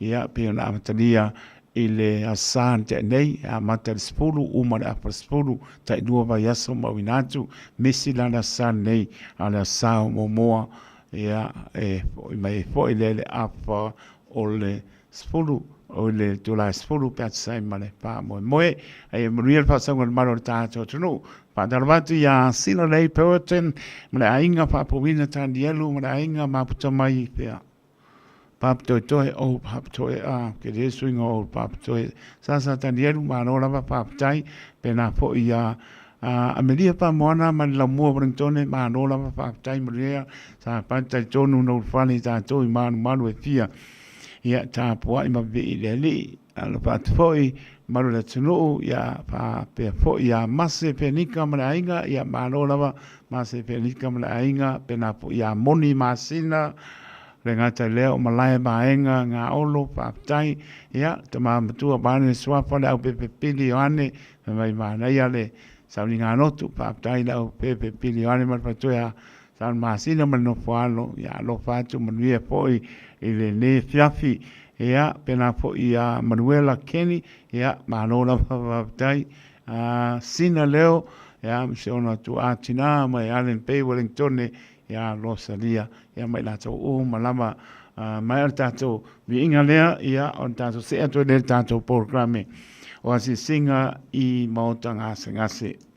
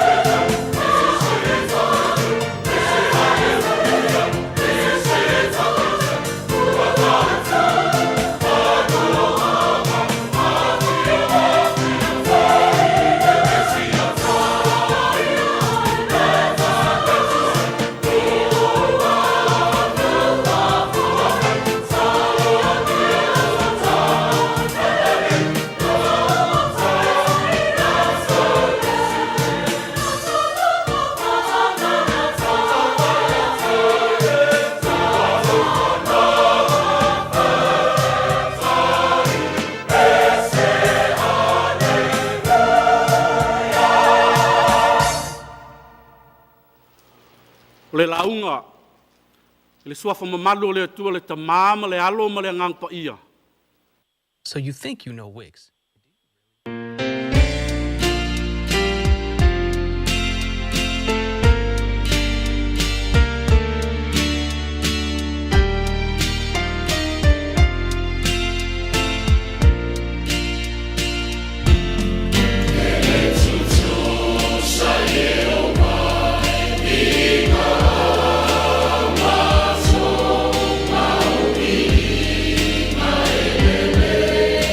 Fire.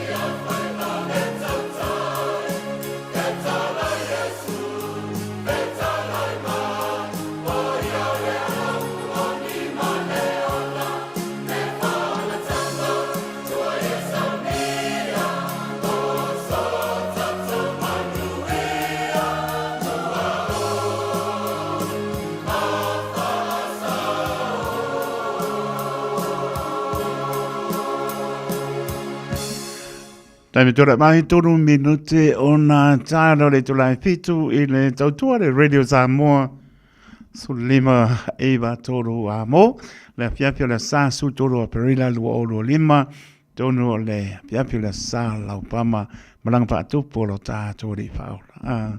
Tā ua I tau pilangano mo tātou loto le anga iato le ni iona pua ngā o I lunga le sātou.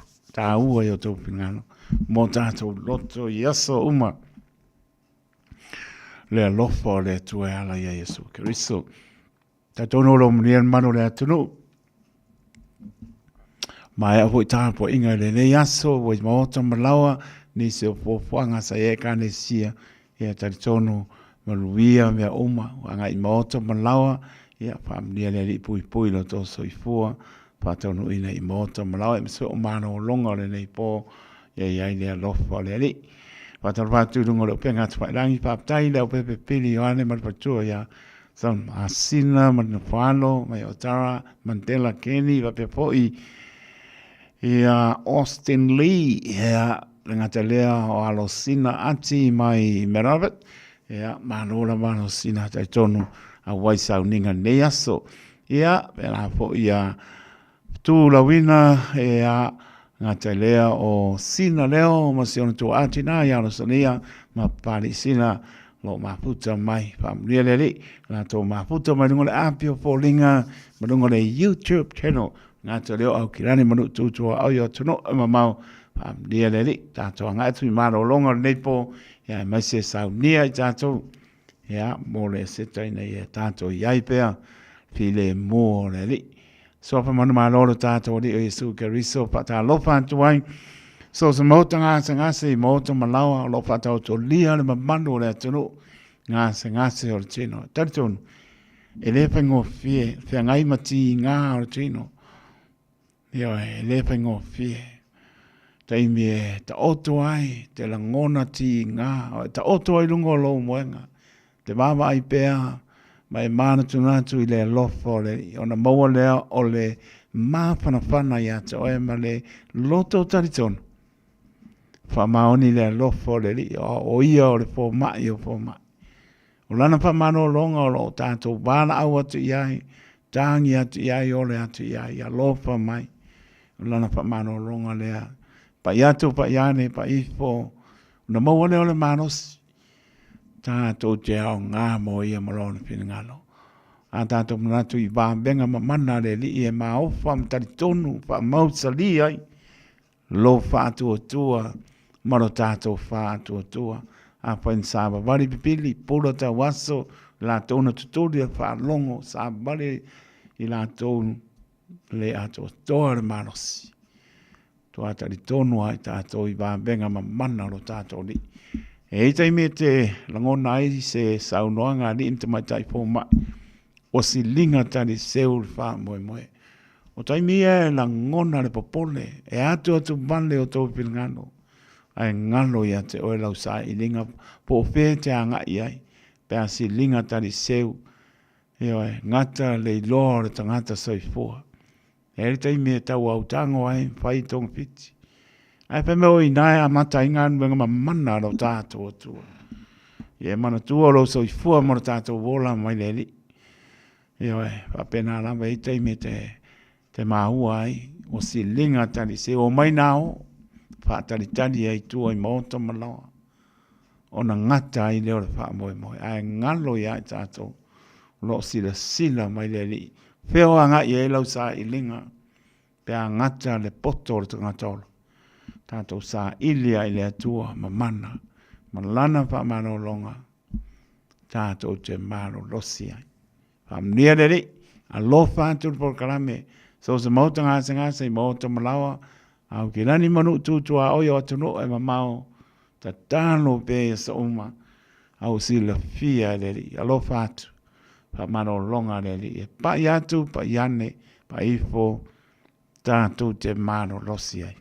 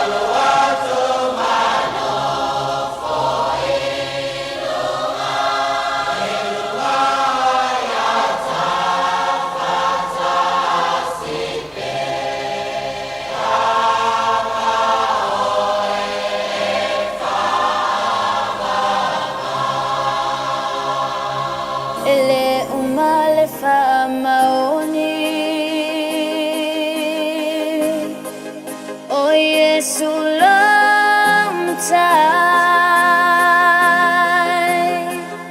suing alo lang away wa sa lo to so fire le la lo langi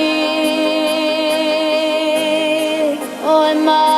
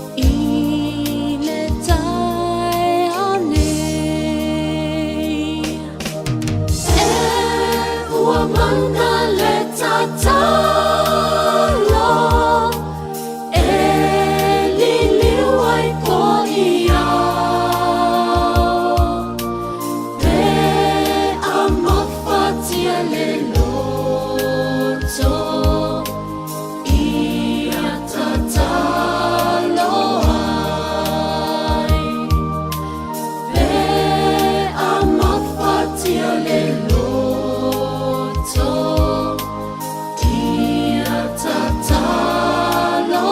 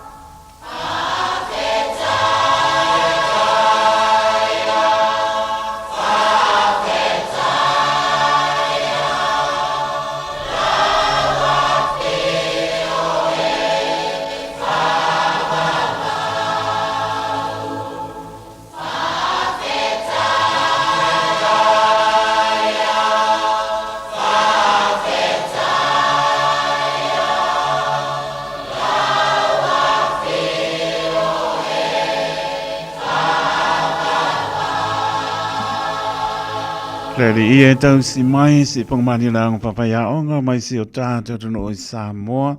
Pamaya tua il proklame o asi singa mo tanga singase pa mo i le lopo leli.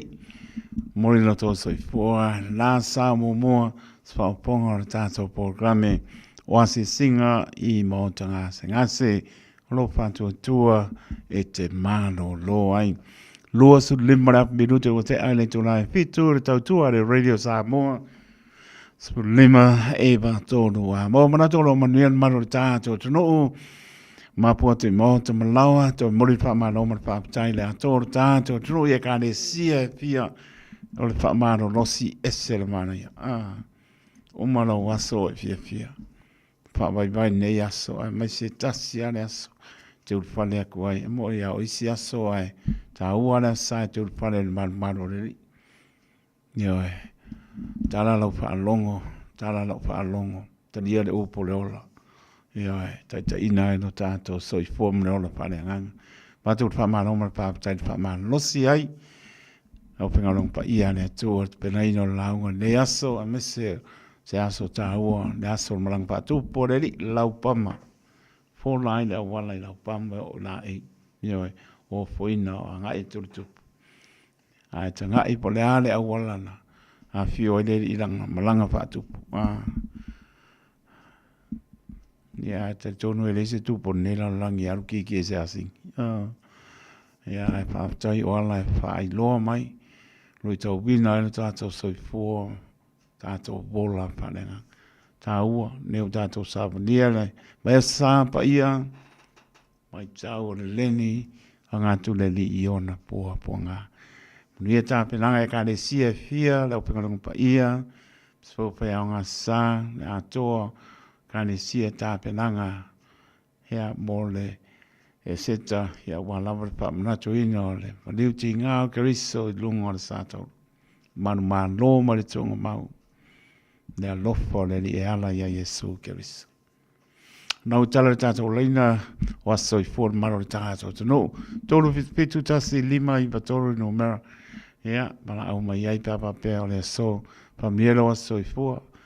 Tai maselina liwa ana o maua o lo e mai moa mai ngai papa tō toi mana ainga pena po i asina leo. Pe tū a lawina, pena po i a tesa, a tanu wasa masoi ya maloa tai la to ma mai ana e wa no ta to laina pa pe famniela wa soi fo marangang pa no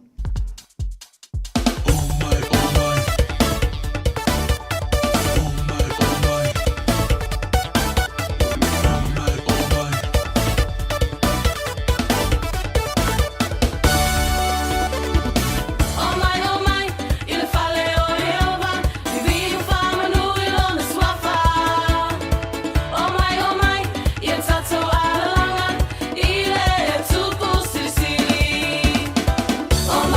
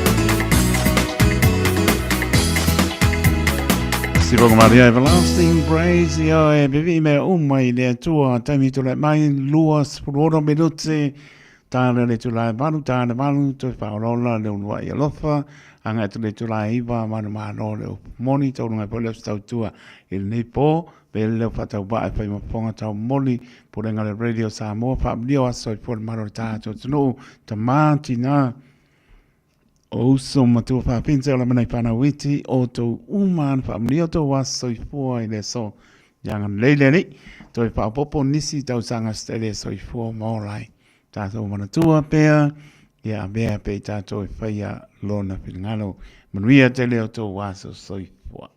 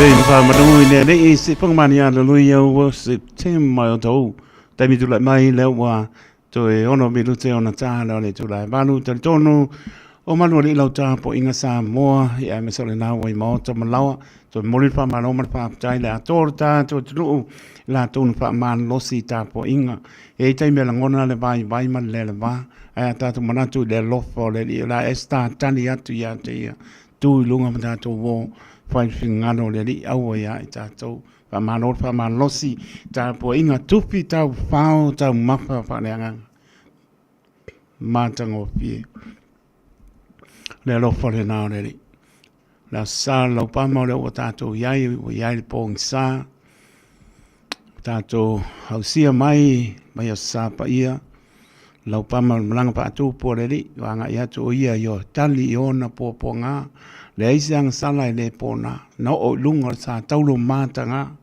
tau le ba le langi mala langi ese le lo for now le tu ala ia Yesu Kristo len sa idi ia ita to na le do ta u tele ia ita to oni o tanto langi pa pese le set ai to toi fina ngara maloto lana pa nau pa tu ia so le lofo le tu an le maliu le aise pa mangalong ta ua tele to fina ngara mo ta to pa malo sinea so ta po inga tu pa tasi au to fina ngara ma amel vi inga ile tu wono mea ma ta na vi inga ia so me se le fina ngara pa ia le tu ma no fola ma ta pena le ia so sa tala fa longo lana fa na talia le upo le ola ya no mana le upo tu mau fa unga ne ni e funga venga pa ia so se to vine mo to malo siltino sili le ngang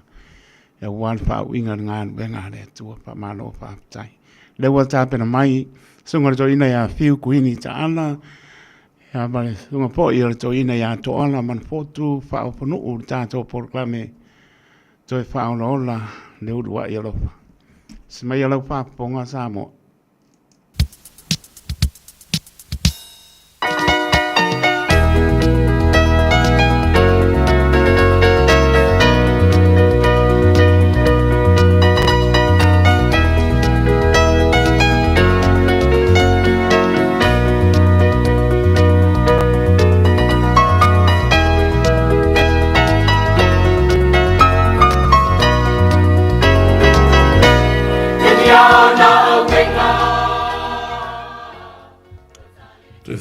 Sa mo I lau whaafongaanga, whaamalo lawa. Manatu sa maofo I tātou I New Zealand ia se sa manuia. Mai te tonu nea fiafi o se whaapoponga fo I ole. O lo woso le niwa ia so le tātou poklami le nea fiafi ua whaingoina ole. Toi whaola ola le ulua I alofa. E manatu o lo o iai le manuia o le atua I ainga umo se o tātou watunu I New Zealand Ia mai se fo I o tātou nuu tua oi po o motu tua oi.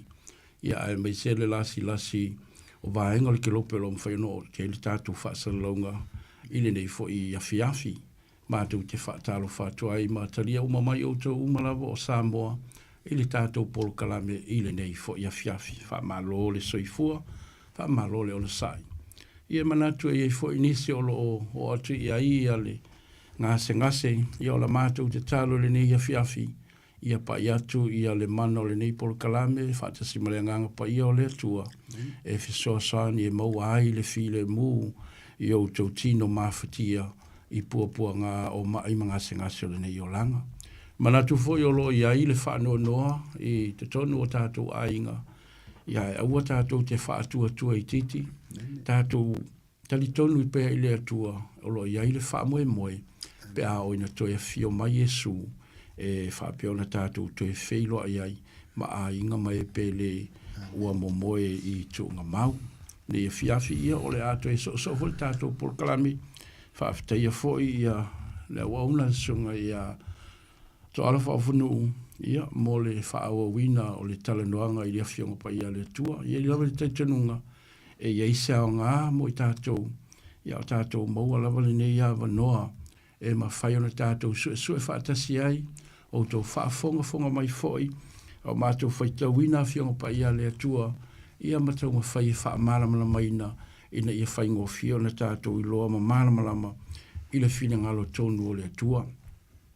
Na ngona la vale ngang whaaftaile ni a fiafi, ia i le au nanga fo i le sunga i le awao, sunga i a taito, ia whaamalo la vale tautua i le tātou atu nou. O le ni a fiafi ia o le mātou te talo, ia whaamanuia mai le atua i lau whaafonga anga i le nei a fiafi. Ia o le ata mai se tātou pese a matai fo le tātou por kalame.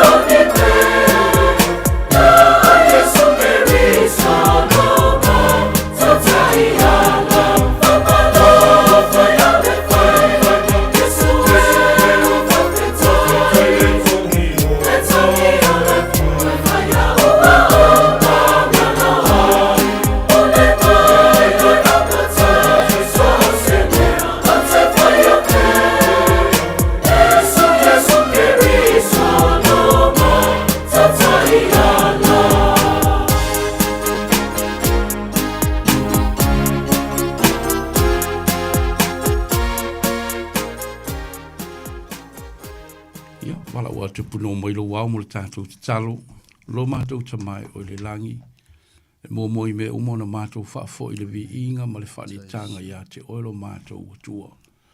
Ua soifua maola o tangata i se lalolangi sino na whaingata, e le ngata o le tele o whaafita uri, ai maise o le whanua noa o no leoti. Mātou te talo le atua le neia fiafi, ia e alofa mawhisoa soani mai, i le whaafonga anga o tangata Samoa, o mātou tau mwhaifoi o ni au au nei fisoa sani atu li whaasoa ina o au o fiong. Talo le atua se e whaamanuia i le lātou whaafonga i le neia fiafi. Mātou te talo mo i lātou o mawhatia i le ngati tono whale mai au te tono a inga i ngase. Le atua whaamole mole pa i atu lo mana whaamalolo. Te talo whaapitoa mo i lātou o lo i le whanua noa o na o e pele ua vala i le oti. Mātou te talo le atua i le mana o la ua fio e wha mawhana whanaina, ma wha maise, ma fisoa soni atu i le whanua noa. Talo le atua ia whapeona ia i le fisoa soni o loonganga pa ia, i au tangata Samoa. Whamanui le atua i le nei fo i au nanga le leiti o Samoa, o lo mawhai o le whaasoa atu, au a fionga pa ia i so se vaenga o le kelope, o lo mawhai o na lato maua nei whaasalalonga. Ta talo le atua, ia iai le mana o lau a fio e walatu i nei whaasalalonga. Ia mawhai ai o na tō sina loto tangata Samoa ia te oe le atua. Ia wane i mano malo, fia fianga, ma whaoso songa le te Apollo. A ia o mātou fili, e talia oe le atua, o le po ngai o mea lelei uma, ma le manuia. Talo e whamanuia fo i lau ona le a whaasolo fina ngalo le neia fiafi. Talo le ala i luso pa ia Yesu. Amen. Ia e el tatonunga sa mo le na foi ua. Ma ua se ava no ma se lao le lei. E le o ima ua ma fuai pole. mo tua taulangi foi o lo tu i le to o le nei tu la fiafi. Ai mafua lava no le alofa tau muli o le tua i lo soifua sa tapu auina, tapu inga masauninga lotu le malama o mau atu. Le fau wa hifo atu fo le fitu o mai le pong sa.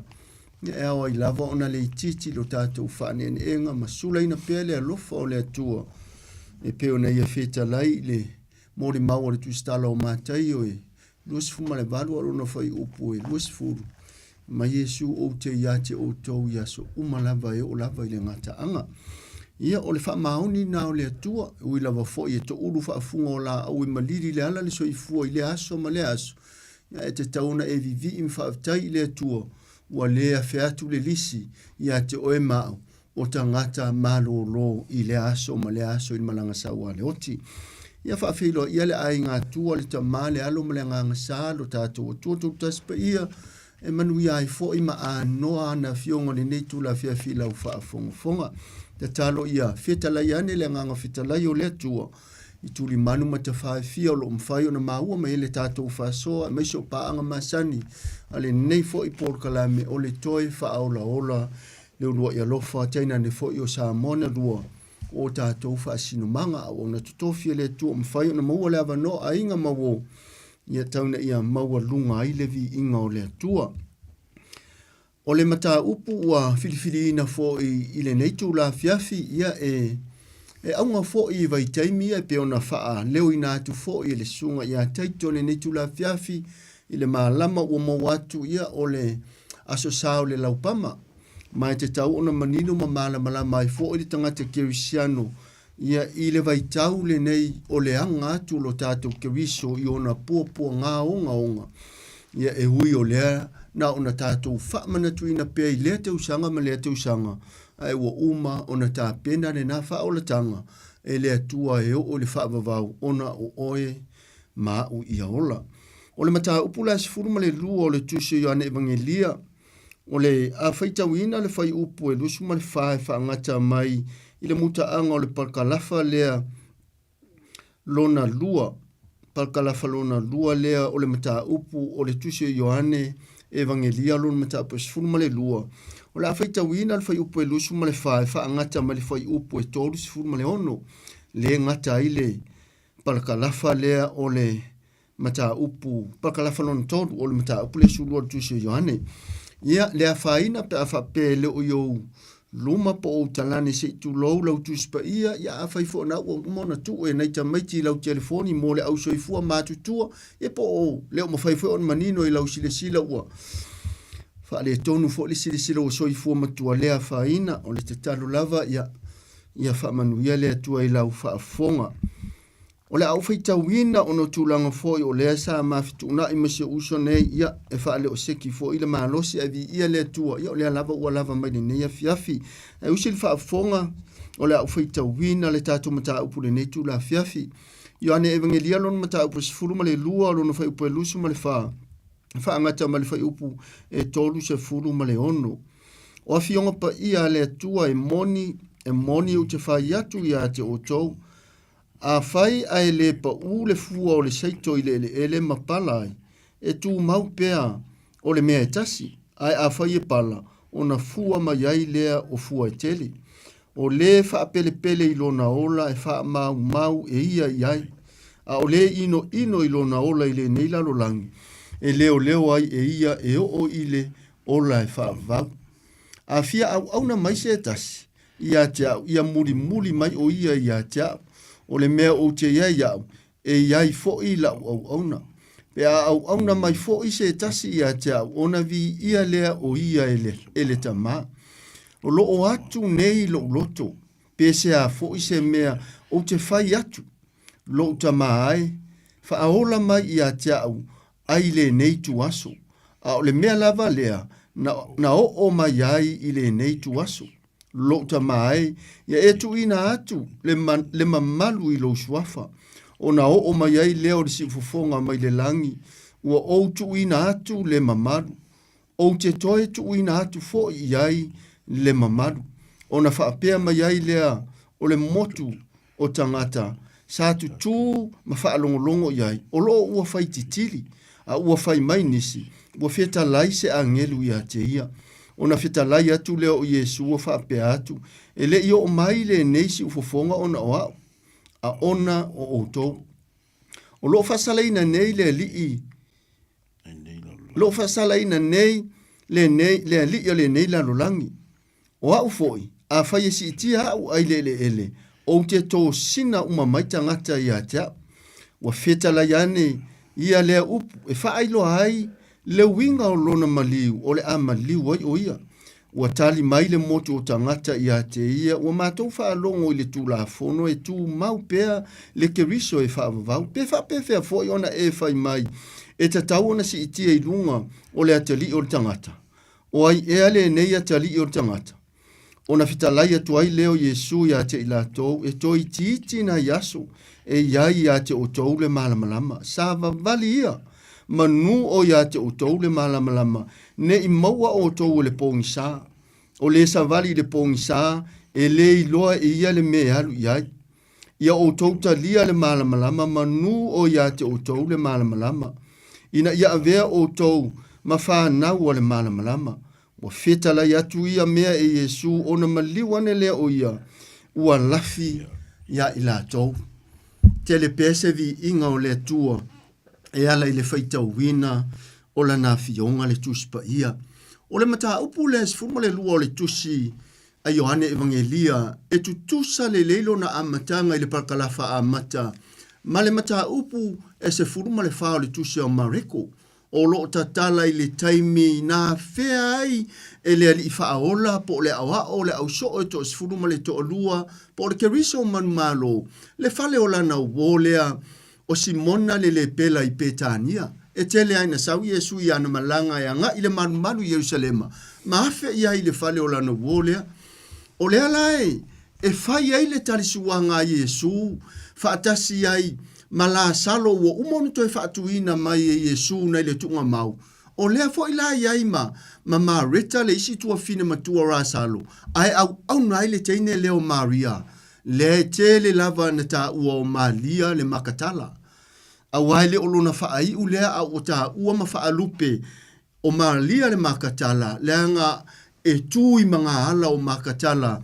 Ma ho foi na atu lona tino se tu lo la u faafonga ma la u faafonga mana ma la u faafonga maua sa mo ia e pe o tu manga ia fai e tama ta tu lo lava sa mo e mawai le se leni ma le tupe o lana le nga luenga le alalo o mai ai i le pakalafa lona lu o le tatu tu si fai tau on matu ati ngai lava tangata pe amoso wa manu e fita wina i pakalafa lona lua o le mata upule su lua le tu se Yohane. O lo matuati ngā ila utusi upu male au farisaio o tai fo i utaia. Ai maisa o le isi so o le ana whaalateina Yesu. Sa ati ngā whaatasi mai na tau pule e lama se taimi ma se itu aso e fasioti a Yesu. O le ili tata malolato ma fau mai o lele wali liu umale lalolangi ma muli atu ia Yesu. Talu ina ua ia toe whaatu wina mai la salo i le tunga mau. O le pāseka lama le tarisuanga le whaia le mata upu le suma le lua le tusio ane pe ona ufa iatu a moso ua manoa. Ona e toi li liu le mareko suma le whaa. O loo a mata fo le parkalafa mua le na. O loo toe whaailo mai ai fo i le mata upu lava le pāseka lea. A o le iai la salo o ma whaatu wina mai e Yesu li tunga mau. Ma ona tua whawhine i e to lua o Maria ma Mareta. Lono inga, o le ata o se a inga manuia. Aisea, leanga o lea ua iai le tarisuanga. Ai to e ono aso, ona ho o lo le pāseka whaaiu. E sa uni ato i lo Yesu e amo le sa tau. Mana tua mai. E le o le pāseka muri lea le ta ua le tatou tusi. O le sa uninga lava lea na ta pena e lea tua. Leanga o le tari whaafetai wa o le ua ufa maina i fo le pelo Simona lea e afe ia Yesu a o le ata fo o le sauninga ua toi whaatuina mai la salo ai la male mea mana ia na tupu o le whaamamaina i o Malia lea le tuwhafine o la salo mai lona tūlanga onga o leanga sala na whaata we moi leo le au so mawhai mai se ua mai maule ala pasa mai maule unato o tau tele ua mai maule te tae ana ave whaatau whamaila lātou mōri mau, se manu e mawai, ia tupe, e tusale i motu i e sae, e tolu, se lau mona tupu tēnari. Pea mauso ua wanoa te whaitau o le mareko nai, sifuma le wha, rona whai upu nai lima nga i runga, na matua aluifo ai lunga le tau e munga le au so ai mise lava tangata le yuta wa o io tangata nga oi, tangata le o yuta o io tangata ata mai, le na te ao fo i tupe wha asilia tangata, le alafa mai yuta sole, ana ave o ma i mau le suau, ana ave wha atau se manu e mawai, se tupe tolu se lau mona tupu tēnari. A o le foi la au mai i le tālai i, wai le o tā uai i le mata upu le sūwhāru tu so ma reko. Na iai le oti o la salo, a o le matua au ili mai pe a mauso ua wano, ili parkalafa mua mua le tātou tusi in whaitauina. Le ua iai la salo na whaatuina. O le mafua angale na li liu o i tangata, ma ofo le nei vāvenga, i se urua i taimi na va ai se tangata, ua i to tono se tunga mau, ai whaatuina mai le mana, ma le pule mai le langi. Pe ona feta la Yesu o ia lava ia wana o se au auna. O ia o se ave fe au, a o lona tama o ia e ana le fe au. Le alai e fōringa mai ai lai le tātou tusi, i le pakalafa lona lua. O le ie ma le ili tata o tangata, ua va aia le lo lofia to le moto o tangata, ma ua tari tonu tangata, ia Yesu ma le mea na whaia i ala salo. Le alai fa mai ai le tu ufesilia nisi. Ai, tali atu e Yesu le pakalafa, lona lua le nei, lona tolu o le tātou tusi whaitau, wal parkalafa lona lua, amata le sifuru ma le lua, whaangata le whai upa sifuru ma le iwa. Parkalafa lona tolu la le amata le lua sifuru, whaangata ma le tolu suma le ono. Au le sa au whaitauina le, whai upa e lusu ma le wha. O le lusu ma le wha la, o le tali atu le a Yesu ia Filipo ma anite lea. Ono o nisi tangata mai e leni lena tu ufesiri sili, e fia feiloa ia Yesu. Tali lo leo Yesu fai upo e lusu ma le wha e moni. E moni o te whai atu i ato o tau a whai ai le pa u le fua o le saito i le ele ma pala ai. E tu maupea o le mea tasi.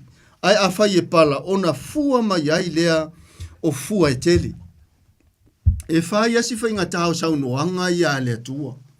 Lea ua matua ato e tala noa Yesu i a te ia.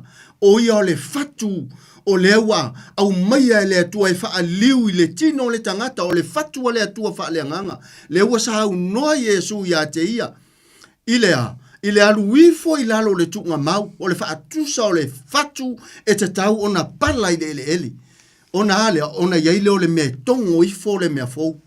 Ne ai wha atusa i saunoanga Yesu, i le fatu o le la au e te tau na toto, palasi mai le mea na tau tau ai le la au se i tu loulau wha afunga sa moa, palasi lunga o le whanua pa o lunga le ele, wha mai leo Yesu, a le pala le fatu, e le mwhai o na tupu. Ai, e rifema, wha ahata uma Yesu, i le ata o na puapua ngā le wanga tune iai. Wha mai leo le wha amatalanga i le whai upule e lusu ma le lima. O le wha apele pele i lona ola e wha mau e ia iai. A o le ino i lona ola i le neila lo langi. E leo ai e ia e o i le ola e wha vavau. Ma neia vaenga ia e lua. Leo watala noa Yesu matua pongi sa, ma matua le langona ina e tangata mana vanga mamana ma le pa ia. A o ta pena atu Yesu e anga atu i korkota. I le amo ina o le sa tauru. Leo wha mai Yesu. Amu ia le tangata o le wha ama mau i lona soifua. O ia lava le ua sau no iai. Le ua sau e ofo atu lona soifua ma lona ola. Ona o oe maa o lanu mangangana o e wha atu o tua ma ele taritonu i le atua. Na ma liwa Yesu. Ina ia tātou sau whangai lona malo tu mau. Ia o upu lava ia wha alai au olo au maia fo il mata apos furu ono wha upu lua ono tuso māteio. Se hale au ngā o le neila lo langi, ai mā umau ma whano ai lo tātou ola. O le ua au maia nei wha ama whananga, ai ua hata tua na i atu le parakala whalona lua. Lea na lafo i e tangata laupama, mai le mata upu lava le asifuruma le lua, le whai upu asifuruma le lua. Wha afufonga la i ai, i le whai upu asifuruma le lua, e wha ama o ni ai lau tala. O le tae au wha alongo ai e le motu o tangata ua o mai i le tausa minga. Umaliu mai Yesu i Yerusalema ona avele i la tou o la upama. Ma o mai e wha afitaya i a te ia ona la tou ala langa lea o sana. ia manuia le fio mai i le suafa o le lii o le tupu o Israel. O sana, ia manuia le maliu mai i le suafa o le lii o le tupu o Israel. Tasi le vaenga na matua manga nuai le moto o tangata. Ma ili tata iai, o le na faatali se lato o lii po se lato tupu, e a fio mai ni kariota maurulunga. E pe o tu manga. Ai sau lo lato tupu le faatali tali o tu iai. Mai lai ti e mai i le asini. O le ata le fuina valo ia le profeta o Isaia. Ile mata upo hiva o le Isaia lo na fai upo ono. Ai le itai ona tala noa le whenga inga fau i le fio mai o Yesu. A o le ua tala umamai e le profeta o Isaia i le whenga inga tuai. Isaia hiva lo na fai upo ono. Fa mai awa ua whanau mai mo tātou le tama. Ua foa ina mai mo tātou le atali. E ilo na ua le malo. E ngoa foi o ia o le siri ese. O le faipule. O le tama o le whavavau. O le alii o le file mu. The Prince of Peace. Ua whaile ua tala noa Isaia a le i tai ona feta lai le nganga o le atua i le angelu. Ma whaai loa ia maali o le ato oe o le taupou. Whanau mai le tamatani. The Prince of Peace. E lima ingoa na. A le tai ona soifua mai Yesu. O le halal wha mauning. O se. A le sau o ia o le li o file mu. E sau iala mawalalo. Ana fio mai Yesu i le tua. Le ia se lata iai. Na fio mai e maliu mato e tu. Fio atu le langi. Ilona i tu tangata i na watanu mia. Fio mai Yesu mato e fio atu. Ile ngaluenga na mo fai upo iwa ma fai upo suma tas. O tou tangata kalila iai. Le ale me tou te tutu ai ma va aya ile langi. O Yesu le na. E pe olo na fio atu ile langi. E fa pe na fo ile taimi e toia fio mai ai. O le ata o le fatu na palasi mapala. Aisea na sau noa Yesu. O te le peti le nei malu. Ma o toi fatu wina yaso i toru. Ai ino si ai fo i male lenga mamana. Na feta lai ia Yesu. Fa mai tangata. E fasa furu male ono tau sanga na. Fau wa Yerusalema. Au lele fa mai mafaina ia tu uina ilalo ai toi fau sia. I aso i toru. O lo o ngalo e fa alitino ma fau fongo tangata. Ai mamana va venga ia. O mele tutupu le watala no ia Yesu. Na se tu le fatu ilalo le tu ngamau ua pala. O le ua fua mai. O le fatu fau amo o e moa. Ua fio atu i le langi le fatu lea na faitawina i foi upu amata. Le foi utoi tanoa Yesu fai upu elusu malima. O le fa ama umau ilona ola. Siri le fina ngalo le atua. E le fa peo sa unoa Yesu. E alu e pule le ola. E leo le winga na fa ama umau le ola. To atele le au fai evangelia. O fasi o tia mai nisi o nu. O atu nu ufa pau o lo momori ele tala lei. Amu ia oti. Amu ia maliu. Amu ia tu malo. Amu ia usu ngā fono. Ia tangata. O awa le fa ama umawina. Ono le fi ngaunga unkua oingi fangua mangi ngō makai. Ai ona o le fasia ona o upumonia le atua ia te inato. Tahua ia o saunoanga Yesu. Le ala fa marifa matalanga Yesu. Ile fai unga lava le fai upo e whalima. E leo ai e ia e o i le whaavavau. Le leo ngā le atua mo o e moa e whaavavau. Whamailo le whai upo e lusu ma leono. A fia au na mai se e tasi ia te au. Ia muli mai o ia te au. O le mea o te ia au. E iai foi la au na. Pe au na mai foi se e tasi ia te au. O na vi ia lea o ia e lo tama. E ese le olo tātou ngana. O le ala i le pule o le tautua. O le tauola e au le whaangota e au le tauola e au le whaangota. O upu ia tautala whiaunga masaunoanga lea Yesu. O le au na mai a te au. Lono winga o le tangata e whaalongo. Maliliu matu ua le o langa whaia inga. Ai muli na ua talia le a fionga le atua. Na tu lei mai le fofonga. O lo tātou ke riso po lo tātou ori. Fa mai e fia foi lona tamai le na au na. Pe a whaalongo ma au na ia Yesu. Fa mai fai po alusu ma le fitu. O lo o atu nei lo loto. Pe se a foi se mea o te fai atu. Lo tamai whaaola mai ia te au aile nei tu aso. A o le mea lava lea na o wo o mai ai ile nei i tu aso. E le i whaalango lango Yesu i sona malosi. Ai o lana ta talo lava lea i lona ta mā. Fe soa soani mai whaaola mai a jau. O fili o Sofia anistanga ta su isu e le tuspa ia. Fa mai o le maliu lea na whaalava au i ke wiso. E le mawhai sa moa. Ma paha anga le toi whaaola ola le dua ia lofa. Ma le au whaafonga le netu la fiafi. Fa mai e le mawhai e se tangata ola ona maliu pe oti ai. Ile maliu lea na whaalava au ai. Lo tātou li i manu malo. A le wa ole atu o ia i lona tama. Ia ea, mai wa atu lona loto. E le whai ngō fia le whaola tanga, le salvation mo oe, mo hau. Le ua mai a vaenga i whaole, o le whaola tanga. Vaenga mua, o lona liu tino tangata, lona whanau mai. Vaenga lona lua, o lona maliu matanu mia. Vaenga lona todu, o lona toe tū mai. Ma le vaenga lona wha, le ua fio atu o ia. E fai mapuru vanga, fai taulanga siri, malo ia mo oe mo au. A o fio, lo tātou wha masino siri. Toi tasi a la le vaenga e lima iai vaenga o le salvation, po le wha o le tanga. Toi ha o le fio mai o Yesu. E te tauna e oli ma pati wha le angangalo loto le netu la fiafi.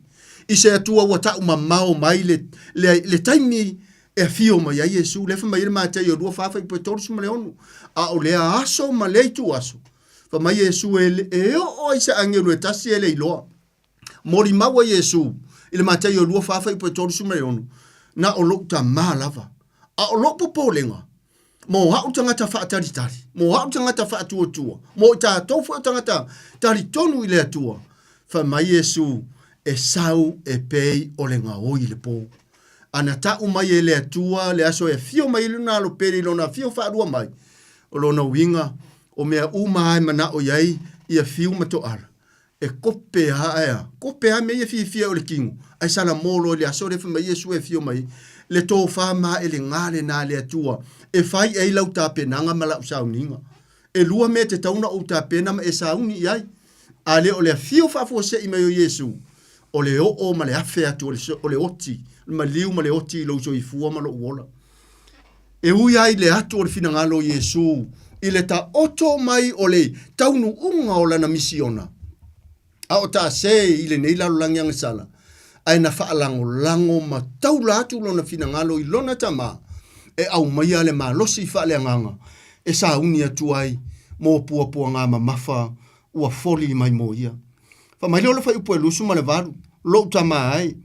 Ia e tu ina atu le mamalu i lo suafa. O na o mai ai leo le si ufufonga mai le langi. Wa o tu ina atu le mamalu. O te toe tu ina atu fo i ai le mamalu. Le ua o le ai Yesu o lana au nanga ia fo i atu ata mai la o fio le mamalu. Ai tali mai ave fe au. O le u leo le si ufufonga o le atua ua uma o na tu ina atu le mamalu. Ma o te toe tu ina atu fo i le mamalu. Le mana onga lea o le isi tangata leo Elisaia na tau tua vai ya profeta lea o Elia. Ua lata ua sopo ia i oritana. Ma fai ai e Elia le vavenga a ave le vai o oritana. Na tai ai le vai o oritana i le ofutele o Elia. Ma sopo ia le isi tu. I le porka lame le atua ma Elia e le i loa la na tau le a tau tua leo Elisaia. Ua o le no fuanga o le asengia ai Elia fa mai leo le mana onga o Elia. Elisaia ye se me te mana o. Ai fa mai le tala a Elisaia ya Elia. Fa alua mai lo wanganga ya tia. E umatu upuna Elisaia. O le na au na matautua mata vela fa le nganga i le profeta. Ya ai nimo lo i la sisio Elia. Ele ileva ai va ai aloai. Elisaia le ofutele le o Elia wale lea mai lalo. Tu lo lau fa fongo wa tongi mai lalo. O le tali le naulo na mana onga. Fa alua mai lo wanganga ya tia. Let or receive that proportion of your spirit be upon me. Alu lo leo Elisaia. Alu akwarka ma lo ko i kaya fo ile vai ma sopo ai lo ile ofu da valena au maia. Ele profeta wa aveola ina ile lang. Samoa. O a mai oe. O ia te oe le ofu tele ele atua ele mawhaiona wa aia le lalo langi. O le alofa o le whaatua tua o le loto mawalalo o le loto mama. Pei ona sau noa Yesu ila na launga a mata le mata yo lima. Ono ai whai un mata upe fitu o le tusi o mata iu. amu ia e loto mawalalo. Amu ia e loto mama. Wala tau te ilo atu le atua. Amu ia e whaatupuina le fide mu. O le la eile na mare o futele se ase au na fia le lalulangi. E na o le tangata e ola i le tapu la a le atua. E pei o le profeta o Elia. Le alaua au maia le whaamtalanga fa maile angelu o uma o na tuu ina atu le mamadu. Maha e toi tuu ina atu fo i le mamadu. Tatou va ai se ke wiso ma se li i whaaola. E le manatu a Yesu e fo i se vi inga ia te ia. Ia tu umaia le si so manga le te so i fua ma o wolai. E wha longo atu loa wha maitangata so le ma ngaia kelele la unga lo wakari. E se le akama mai o lau whaanga. Le fo i role vi inga i le atua. Awa a matana fe fete o tātou tau au i vi inga wa afe mai le lalulangi. Ai ngalo le atua na wha manu ia ma watu le poto ina i whanau. Ai le wha pena alifina ngalo o le atua e ala ilo na alo pele o Yesu. Fa mai leo le wha matalanga le whai upe luosu ma le iwa. O na wha apea ai lea o le motu o tangata. Sa atu tū ma wha alongolongo iai. O loo ua whai titiri. A ua whai mai nisi. Ua feta lai se a ngelu ia te ia. Tau wha alongo i upu e walafo ia Yesu. O upu wha amu. Ma upu wha aula. Fa mai o le ngange ua whai titiri. E isa isi vaenga le afionga pa ia le tua te maua ele upu leo le whai titiri. E maua le whanau le ase petaio o Ioane ma Iakopo. Ta o tama po neki. O atali o whai titiri nono winga o tama o sovale. O tama fia ni wali. Pei foi o Petelu. So se mea lava le maftanga Yesu ma Petelu. E oso a Petelu e fia momua. Petelu foi na va ai mo savali atu Yesu. Mai feta lai mai. Pe a fai o Yesu oe. Feta lai mai o te savali atu.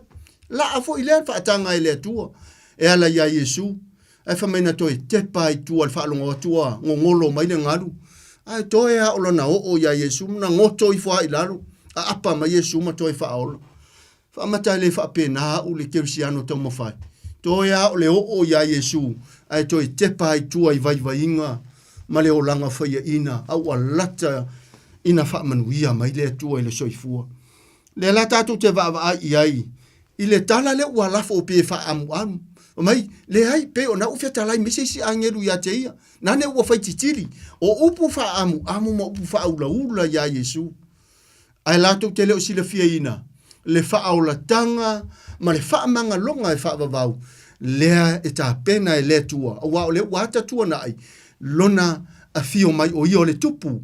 Ma ti e mai le asini. Ma wha mai le mori maua tu stala ole au fe evangelia ole a sini ele ti e mo moisis ole tamai a sini fo tato vava ai ile misiona le atua pa ia le atua ofongia le atua mamana le atua na faia le langi le neila lo langi malalo i fo le neila lo langi ai leo se atua tu low lau fa fonga male ai nga atua leo se atua e fia si sona no foali e pe o hau ya manisi fo ya pe ale fa alupe mai ngo matai pe ale fa alupe mai ona i tu taulangi pe ele mana ye tonu sa fa inga ale fa pena le tua o yo le anga malu o le li o le file mu ma le loto mawalalo fa mai lo le fa amtalanga le fa upe tolu se furu ona fetala ya tu ai leo Yesu o fa pe atu ele yo o mai le nesi fofonga ona o hau a ona o tau vai le ula le fai le ulanga le uri ma upu fa tau sua fa amu ya Yesu ala watali Yesu mai nganya ua a maka ngo fai kikiri nganya a kong o kana ngo mesisi angedu ale sau no Yesu e tali ai upu o upu mo le taimi o le tali mo le taimi o le fo mai mo le taimi a ole o sau no Yesu fai upu e tolu se furu ona fetala ya tu leo Yesu o fa pe atu ele yo o mai le nesi fofonga ona o a ona o tau ni ia le atua fai upo toru suma le tasi o loo fa salaina nei le ni o le nei la langi e tu lia nei le li o le nei la langi ne o tala no la ya ele o tala no la Yesu ya te el mele la tala no le ti Apollo o loo fa salaina nei le nei la langi e tu lia nei le li o le nei la langi Dea o tala noa Yesu. A o le foye. Wa umona ta oto i pe fona ta ase Paulo. I lau whanua Roma i lana misiona. Le mua muale. kolonito na e sfuma le lima aluna fai upelusu ma le ono fa mali fa matalanga paulo a le fili muli e to e fa umati o le oti le o le ata na satani ma ua so wava noa te fai tau ele tu so fa linga lo mta upelusu fai pesu tasi o fai pesu fa na fai ta oto ina le unga o satani a le fai upu mua mta upelusu fulu fa linga na fa mai lele mai ile angelu mai le langi ale atua e sa we pu e satani tasi ale angelu sa we pu e satani sai i maya ngata i maya ua mea ma lafo ile to ile ngata ele tupu la sa mo le taimina pe o te fia ya mo fa fitai le atua fa ai loa mai yonge o tala o tau o fa mai e tau mai ai ele o toi te le sa va noa tatu te ta penai mo le langi ma le ola e fa avau o le fio mai fo Yesu le o mana tau mai le tuspa ia pe ona o fa ai lo atu e iai le taimi le o tau mai le tuspa ia le tusi la fa aringa lu se fulu fa yupu mo fa mai e sa wai le isi angelu o angelu e iai malama mafa e fitu tu tumu la to wipu i malama mafa o le ali lingi masa sa mai le nei la lang o le tupu ai fa mai e sa wai la le angelu na e pu e satani sai ma lafo ile to ile ngata ai si tia lo la le au fidifidi ale atua ma no fo tupu i tausanga yafe uma le tausanga yafe to e tutu mai tatala mai lo le o satani le na sai tia ma malana vai nga au ma mai le upu na ta o tu so faringa o koku mama koku no winga tu li manu mata fa fi o la lang mai wala to mai o si o mia to ngala wapi le o mono te tutu mai le ai pa ia ai fa mai e pe o le emo o le mata pe o le o le wila le palasi me o le afi mai le tu lang masusunu ina isa tani mana au fa fetai le tu le o ta o mai nei me ton tato mal malama fe alo wa ifu ala satan ba tona fa fe na pu ele angiro satani me tu amalo satani fa longo mai ifo satani mana au ile tu le la o tato va ai sa no anga ye tari ma lie ma fetalai ma lie tu Yesu pe ona o feita wina ona fetalai tu ai le o Yesu o fa pe atu ele yo o mai le nei si o fofonga ona ona o to tori sumaritasi lo fa salaina nei le nei la lolang e tu lia nei le li o le nei la lolang tori sumare lua o au fo a fai e si ti ha o ele o te to sina uma mai tangata ya tia ma nei e so fa tau le wa tala no Yesu la se va ngai opposite tu tono tu spa ia mal fianga inga tua taimi le na fa tu wina ye moseli ia le ngata apa mea matau e mosele ngata apa me fa mai o ila to uma lava na utia ma feoti na te pato ila to na utia ma ualata ina oti e ngata uongo fa pena na la to te pato de ngata apa mele ma ola ila to a olela o sa no Yesu fa upule to sumatas to sumale lua o au fo a fa yesi tia wa ele o te to sina uma mai ngata ya te le wata no Yesu ilona fa lava au ilunga o sa tau ele ai foi se sina si la fia mai lo langa lai matua ta pena ai fasioti lai wo yai fa tasi maloto ta utai ai fasioti wa pau lava vaenga na fai ai fita Roma o le tu o le fa tonunga o fiana lua to le tu o au yona lima mo na vai malona itu le tau pare tu ilona au fiana la tu ai mai na lua tu le fa tonunga i fofonga o ta utai ai pau lava le vaenga fita Roma o le fa tonu fa pena foi la le ata le fa Yesu a fa te si tia ai le e to sina ma mai le lang le tala no Yesu ilona tau ai lungo le sa tau ya la uta to va ya e opposite le ata le o le ngata apa mea ma o le asa wingo le ngata apa mea i lau i ta ngata ina na lata ona feoti me toi va ai atu le ngata apa mele maolai a o le ngata foi le na wina ta ngata te mile o mose o ngata uono e le mafai ona ola seis e ia ile potion le ile ngata ma o te fa pe atu sa mo ma le bo pele Yesu la te di o le tua pa anga foi le toi fa ola le dua ia lofa o le potion o la wanga sala le na halu ma Yesu i lunga o Golgotha tau le mafaya Yesu fa mai wa o omi atu le o momi le vineta o le vai o ona tu watu ilona fonga mai na va aia o mo ini ona fonga tau le mafaina ia tofo ina o le ata o le poison mare o ona o la wanga sala fa atusa o le ngata uono i le apa mea i le whenga tuai. Ai na lātou tepa i le ngata na whaatuina i mos, ma ola i lātou na utia o le ata o le angasala, e utia le tangata kewisiano, ma whanua ai. Pau ana o le vaenga Satani, wa o Satani, o le ua whaatusa ni mata upo tolu o le tuso, o kei nese, ua sili le ata mai, o le ngata i manu vai wha umma o le whanua. Whamailo le whai upo e tolu, sifunu ma le tolu, ua whetala iane ia lea upu, e whailo ai le winga o lona maliu, o le maliu ai o ia. E tau whaafonga lai, te utau whaapeo o utala pelo ma o le se whamatalanga. Le ua toi tali le whai upu le tolu sifunu ma le tolu. Ua whetala iane ia lea upu, e whailo ai le winga o lona maliu, o le maliu ai o ia. Na ua tala noa Yesu o le taimi asi itia ia au ma o whaalawa au dunga o le saa tauru. Pe o le hata o le ngata apa mea il whenga tuai. E tō sina uma mai le lalolangi.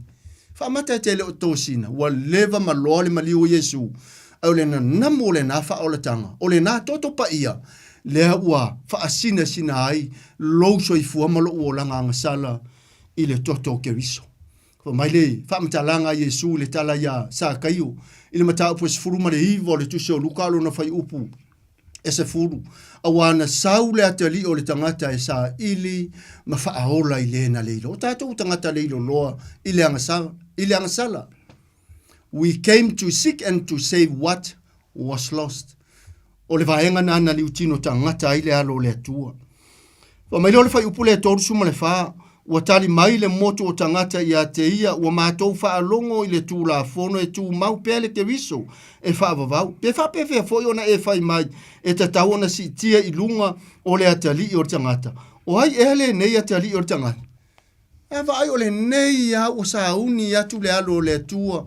Na lātou mata i vahavenga, na lātou a ai i a e lua ma areto i lima, na fu e hei ato sifuru ma le lua na tūtumu to e enga, i le lima afe o tangata e na o tane, a le whaita wina ai, whawhine mata maiti no winga ai o vātu, pe lata i le lua sifuru afe tangata pe a tuu iai lau fika whale ma fau, lima afe tangata e na o le tūpā o tane po le a tūpā maalos, e le i whaita wina iti na mata maiti, ai na le lima a na ia, lima a reto, po o whalawa, mai a e lua. A le lancha re tamaiti na mai le vai mai utaia, vai le mai karilaia, le na whai ai le vāvenga e le atua. Le atua whai vāvenga. A le neu atu tūwha mai, o hai le nā si itia, o hai le nā li, o mai le whesiri ai. Ai le i ai se toa tā mai, ma se le fio Yesu leanga o ia o le li o le whaola. O ia o le fōmai o le tino, o le mawhauwhau, ma le anganga. O ai ea le nei atali o le tangata. Vai le sa unoa Yesu, o le ahanga atu i ona pōpō ngā. A o le etu ufesiri po ai le nei atali o le tangata. Mai lola ma le whai upo e tōsuma lima o anga atu i toi. Whai upo o to toi o le tātou whaasoa. Ona whetalai atu leo Yesu ia te i lātou. E toi titi na yaso e iai ia te o tou le malamalama. Sa vavali ia manu o ia te o tou le malamalama ne i maua o tou le pongisa. O le sa vali le pongisa e le iloa e ia le mea e alu iai. I ia le atua i le nei mana vanga pa ia. Ua wha manatu atu i Yesu. Ua te tau na tou so i fua i le olanga manu malo. So i fua i le ata o le malamalama. O ese ia ma le pongisa ma le pouliuli. A o le ua matua. Feta lai atu Yesu. E le tu ua Yesu nisi vaenga tā ua lana misiona. A o sa uni atu le wha moe i lunga o korokota. Ona o tātou o tangata anga sala ina iaola. E se le tā ua ni soa whaitau. Ona whitalai atu leo Yesu ia te ila tōu e toi titi na yaso. E iai ia te o tōu le malamalama. Leo tala noa Yesu o a uala o le malamalama. E le malamalama foi. Leo o tala noa ma whitalai Yesu. Wale o toi tele ni yaso ia te o tōu toi va ai mai ia te ia o le malamalama. E whaingo fiona malamalama tangata whaaleanganga. Ai whainga tahe tangata whaale tino na malamalama i ala o le atua. E ese lade tā ua vaenga ne i maua o tōu e le pongisa. O le sa vali le pongisa e le i loa e ia le mea e aru iai. Ia leo tātou i loa. Wha longo fu isa moa le tele o le wha seara. So tātou o tunu o wha le tonu mea taunga tāna abatu. Ona o le a whaina ma le pongisa so o sa moa. I le peo le pawa. O le tā ua i o le malama. Le fo i tala no, le tu stala o mātai o le mata upo e ono fai upo e lusu ma le lua, ma le lusu ma le tonu. O mai, o la mepa o sulu i o le tino. A fai e pongi sa le malama o ia te oi. O na pongi sa a to ai leo oi. Tā ua o lea. O mata o le ata na o le malama.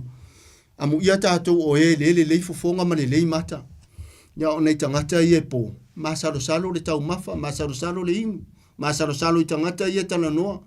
O le ava noa o maua le malama ne i o mai le po. Pe o mai le oti whaafua se i ate oe ma. Whamai lole o le whamatalanga le whai upo e torusu ma le ono o le mutaanga o le tātou. Tusi whai tau. Ia o tau ta lia le malama manu o iate o tau le malama. Ina ia avea o tau ma whanau o le malama. Ua whetala iatu ia mea e Yesu o na maliu ane le o ia ua lafi ia ila tau. E le whapena lafi Yesu o le whewhele oti. Aisea o lele i o isi turi manu ma isi vaenga o totoe o le misiona Yesu inisi a aio Israel. Le ala le na lafi e Yesu te ua oti whafuasei. Ai le i o le whaoletanga inisi ma toi apili atili atu le wha moe o lona maliu ma lona toi tu. Ai le i lafi Yesu whape e whewhele oti.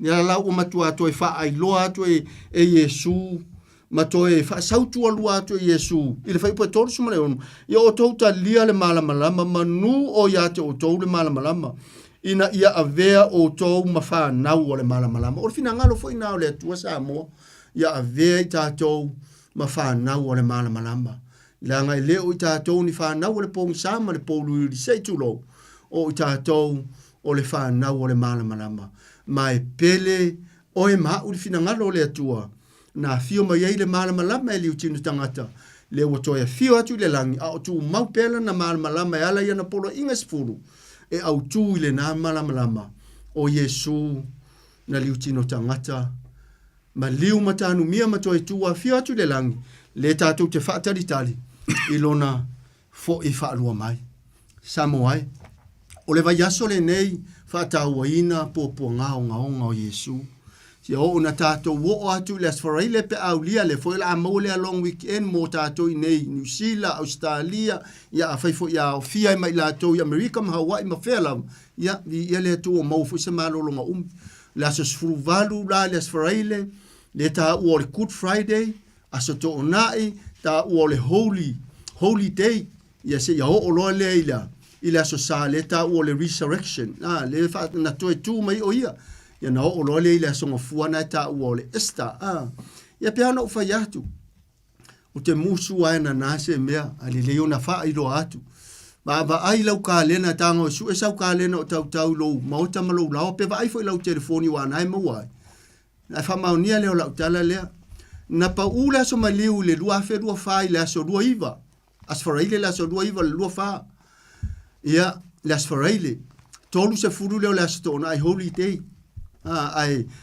tolu tasi ai le so sa le to tu ai so mo ai le so mo i le lua afe lua fa tauna e fesili e pe esa o le aso la ne o le tau sanga nei lua afe lua lima le wale pa u le aso lua iva e pe ona tatou fa mana tuina ia aprila la tau sanga o le apa u le aso su valu le aso for railes furu iva le sto nai lua se furu le sa to tu ai so mo fu lo le esta ia pe ona u fa yatu o le alofa sa moa awa a faina maliu lo tua alu ta mama lo tina lo watali ma lo wafine ile aso le nei tau fona fa manatu ya perila ile aso le nei a te tauna e fesiri pe ya pe ai se ai fe mo wa ya ile fa manatu ina le aso maliu ile tau sanga ya perila ya ale fa manatu ina fo ile vai aso muri a perila fa manatu ile vai aso fa ai o mati o le mafu anga o anga matu fa pau i motu yese sai ale a tole masina le fai unga le vai aso muri o mati e a tole masina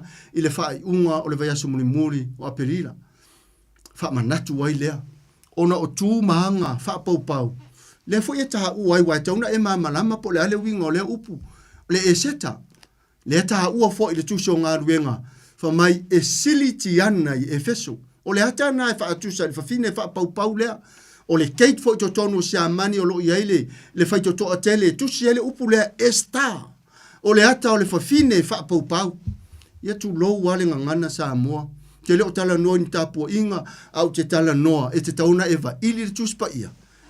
Wai, pia ese hawa fe momo wa, e re tātou wha manatuina, o le maliu o Yesu, ia ai pe fōringa mai, ia o tū maanga wha pau pau, ai se lau pasene sa moa, se lau pasene lo utari tonu, i le maliu ma le toi tua Yesu, a le taimi le hai, tātou te wha manatuina ai nei, ia, pe ana o whai atu e tumu le hava marimi ngā tau ai. Ona o mea na fofoa mai, i taimi o tapo inga wha pau pau, a o lea ua tātou folo ai lava, ai tā ua, lo tātou wha manatuina pea, o le maliu, ma le toi tū wha lava au Yesu, mai pua ngā e ala le wha o le tanga, ona oe mau ina iaola. Wha mai Yesu, a whai e le pala, le fatu, ia e le mawhai ona tupu, a whai fo i e le si tia ifo, ia, a una ile le mawhai ona tōsina, ale ua uma le maliu ni tana no Yesu, ua pala le fatu wha atusa ia te ia, ina ua iai lalo le tunga mauma toi tū, o le ata o le fatu wha le nganga mo tupu e ala ilona toi tū, manu malo mai na tanu mia, i le tunga mauma le oti. Sau noanga whai ua Yesu, e le o tau, o nisi po ni tangata po ni whanau o le po ni sa, o i tātou o whanau ale mana malama. Sa moai, ia, tau na ianga le leile atua se upu alape lau whaafonga, ma ngalo le whaatau waa se unanga, se upu alongo le leile lau whaafonga, whaia mavi inga o le atua, tātou iai neiva yaso e whaatau wa ina, pua ngā sa whia ngai malo tātou ke viso, e le whaatau waa fo i moa au, le anga o au, na mali wa Yesu, tātou whai u le talo. Lo mātou tamai o i le langi, mātou wha manuina, lo walofa, lo wangalilei, lo siri ese, nei avanoa, ma nei lao, ma nei taimi, e le whaatau wa ai lau silifanga, mātou wha soa le alofa o lau fio, wa e wha ai loa foi, o oe lava o le malamalama, e se tau foi na mātou sava vali, e pei ona soi fua a Yesu, o ia o le ali o le malamalama. Ta talo e manatua na i o mātou a ingo i e whano noanga, ona o e pe lema mai wa fea le oti, tuli manu mata whae fia li laulangi, me se wheo pā anga masani alo mātou whasoa, o le toi wha ola ola le uro e alofa. Te talo wha pitoa moona i o mātou ta mā, matina soifua mātua, o iai le tau a fiafi o le soifua whaari elia, ia tau sia i o au mamana. Nei a mātou whanau foi, o iai le tuanga wa onga mō mātou ini usila, foi le tai tonunga i whapena Australia ma sa mo, pui marutia nei a mātou whanau na i whaafita au ni whaavilave ma le hoti. Ia, o whaiva matiu te o le vai aso fau, ia whaamanuia mai lau fio, whaamanuia i lau whai ngāruenga tutofi mō lātou whalitua i punonga ma i kālesia i fia i le laulang, ai mai se o Samoa na lua, whaamanuia i lau tautua Samoa, o lo whapena ana whea ngai mare whatu ainga tausi, o wāre tautua ino a inga nua me se o lau ngāruenga, ia talo i tu ina atu lau ona i a teito, ni sunga i lea o hao ma le whalitua ma le nofo halo, so lātou fo ainga i kālesia, ia mai se o, lau ona tofi ma le whaletua whamanuia. Por kalame u malava o ne neiva yaso tau o le whamanantuina o le maliu Yesu ia mātou langona hina whaaleanganga. Ai o le tau na o na mātou langona i o mātou talinga. Ai whaatala tala noa lo mātou whaangaroina pia o lea lofa sisili o lea tua. Ia pe a mātou te amatau mawai, fo lau atu fo i lunga le ala. Pui matau sia i mātou yo au mana pe atou whafo i lau whanau i mātou umare nei po mātou whapa u e opo masapaia i mātou yo au alofa au le whamalolonga. Ia talo fo i niso por kalame muli mai au ona ia whapenao na mana le upu fola. Tu mau mai ta mai o mātou lunga o malava le alofa tu no lau file mui e suke viso. To ai malo manuia yo tangata whanongolongo le nei po. Ia e talia i mātou ma i o tuai me uma le vi inga o lo suafa e ala ia Yesu. Amen. Amen.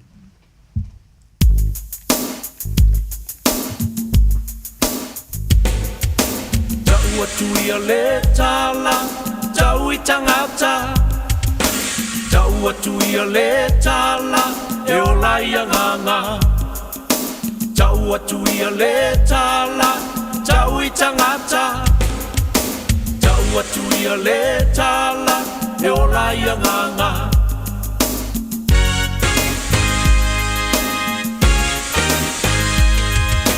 Tau watu ia le tala, tau i tangata. Tau watu ia le tala, e o lai anganga. Tau watu ia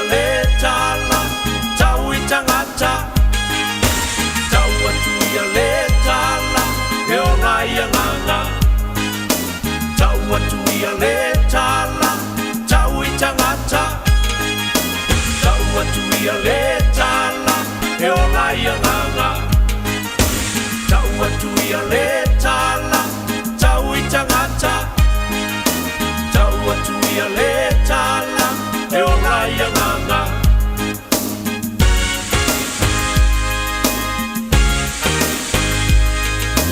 tau atu I le lalolangi o le nei fia fia ina ua whaola ina tātou I le alofa na maliu mo tātou le lalolangi anga sala ua ia sauni aina le ola tanga mo I tā ua tau atu ia le tala tau I tangata tau atu ia le tala e ola ia nganga tau atu ia le tala tau I tangata tau atu ia le tala e ola ia nganga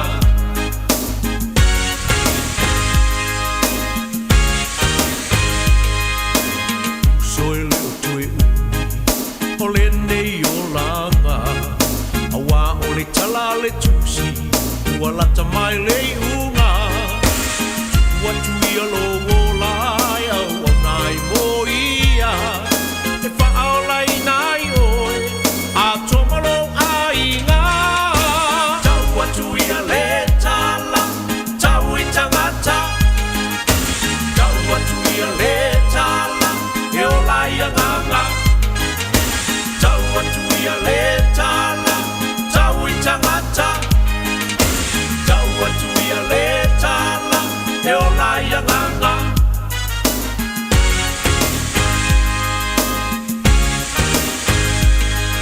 Paloma polo inga au mai I le tama tātou o atu ia I nuu uma tātou atu ia le o le le tala o Yesu amali o tatu sawa I uma te tonu matalia a wako na oia Yesu le whaaona le ala I le manunga tātou atu ia le tala fia fia a wako la tamai le nuu malo ia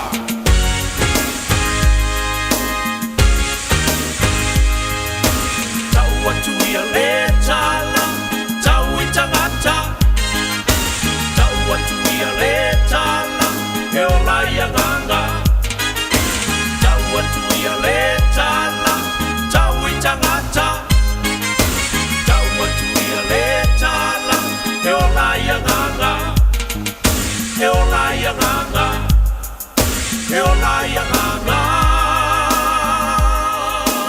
Sipong Maria Pere Praiten io e ta watu le tala e o lai anganga. Manaya o le tala le lei e o lai anganga. Pa mai atu ai le tātou programe pena paponga le manu le atunu u. Ta pena le sunga to ina a fiu kuini tāna, sunga to ina a to ala manapotu pa nuu to e paurola le ulwa i alofa. Mnier po i atu lungo ala le anga leo le matai. Ia o i malo longa le nei po, to e po i mai po tātou programe na ila sa moa. Tolu minute o na tāna o le tula iwa. Tautua le Radio Samoa, so lima iwa tolu a mo. Tare tula iwa, mano le upumoni. Pasta titi salpea man pretoe a Tania. Tolu ngai po le tautua nei po. Toi pata alopa atu pa e maurunga o tātou turu. Au kirani manu tutua o yo turu e mamau. Ta alopa lava. Ya me suela punga pa ia le atua. Sa ngā lue to vine tau suina le vai o soipua. Walawa ni nganga mo I malon malo, pa malo pa tai to pa tal fatu, talo pa lungo le apia polinga, ya toma mlai saili, pa pe po ia penise ta bili, ya o ai fo itai en quini ta ala, ya malo lama ma to mai, le ngata leo tasi sa le pao, ya ma peta au tanga baya, ya ma la to umala pa mai, ngare ba west, ma ainga, ya malo lama pa tai ta neva. Tātou programa le nā marore moni. Manuia pasang o marore tātou tunu. Ne po I vaenga o le pō. O le asa sūtoro a perila lua o lua lima.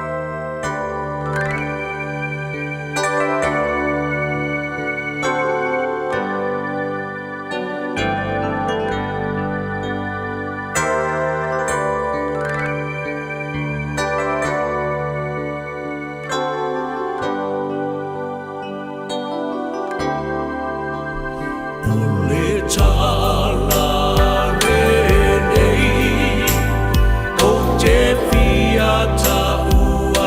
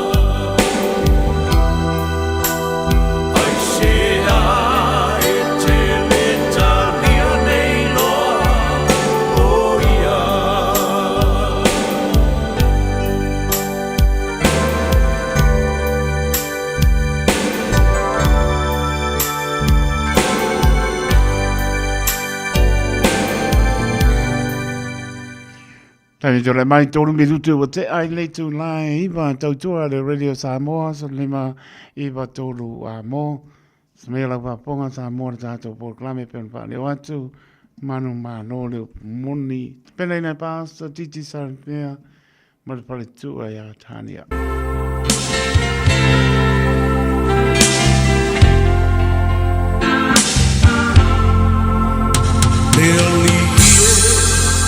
Ia tatala lau whaalo Ia matala whai totoa Olo uloto Sauni e talia Le pai mai O lau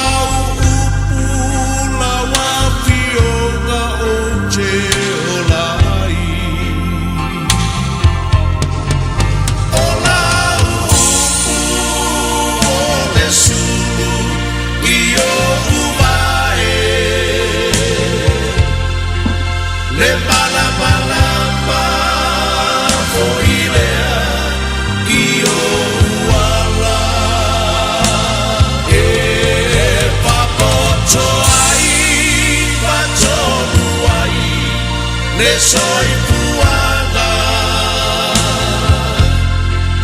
Ola upu e paia e ai le mana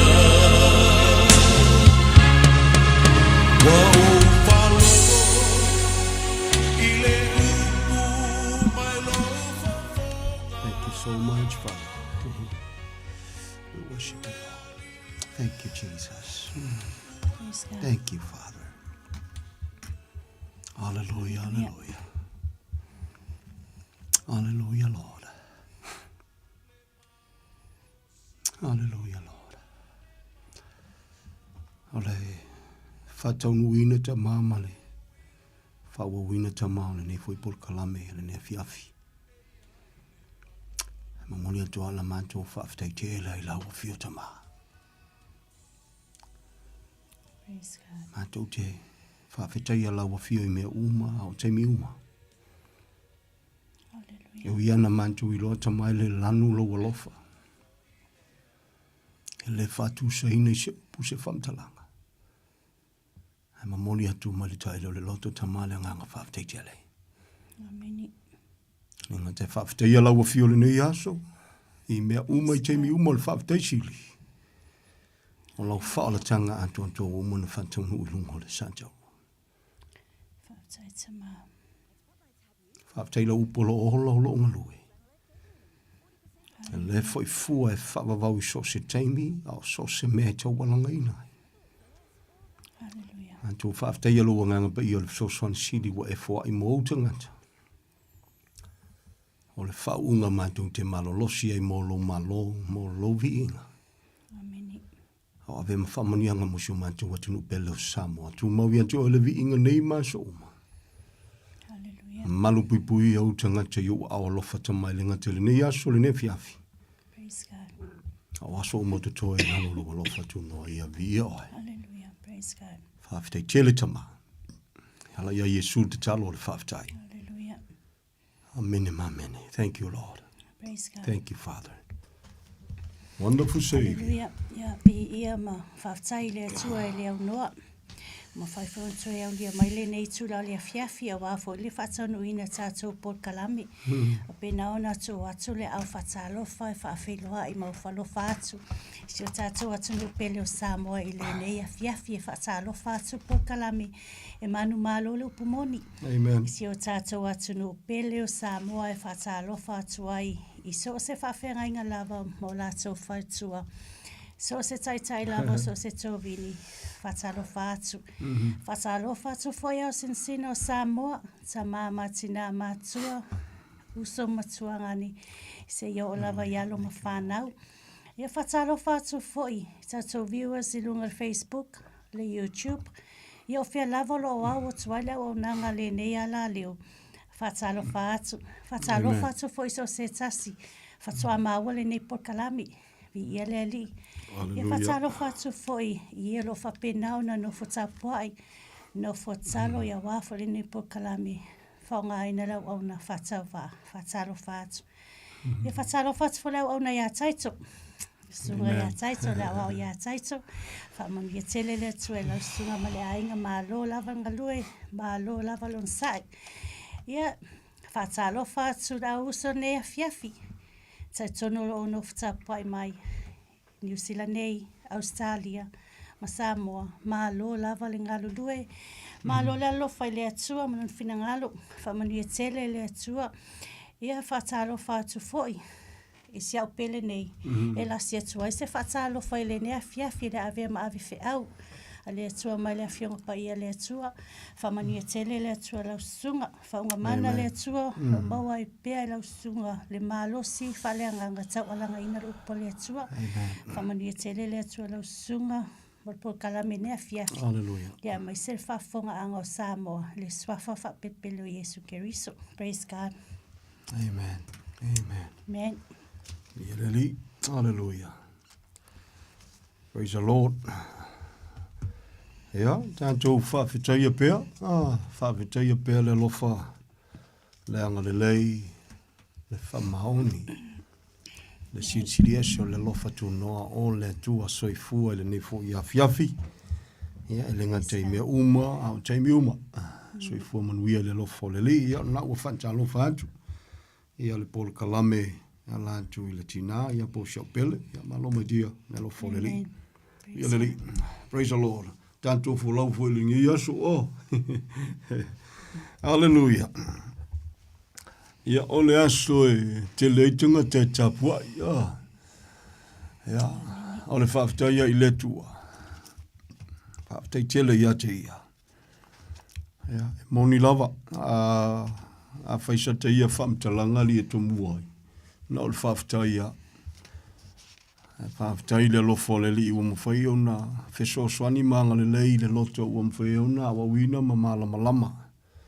Manino lava le tala le tusipa ia o le upo le tua ia o le sulu ma le malama lama. Ia o tātou wala. Ia po tātou tangata foi. Hallelujah. E ile upu na lafo le tangata o le tua e whapea. Ia masino ia te o tau mea winga ese ese. Lono winga pe atu e whamtala, sisi whamtalanga lata mai, Samoa lantu nuk pele, awani ma masangia ia te oe me tutupu i le soifuanga nei. Amen. E tātou te toe, fo ia le upo le tuai. Ia e mauai se fiso soani ma whai ona mauai fo i le tonu ma le sao, wai alol wafo ia whai ngā mea, ia alol pese i uo.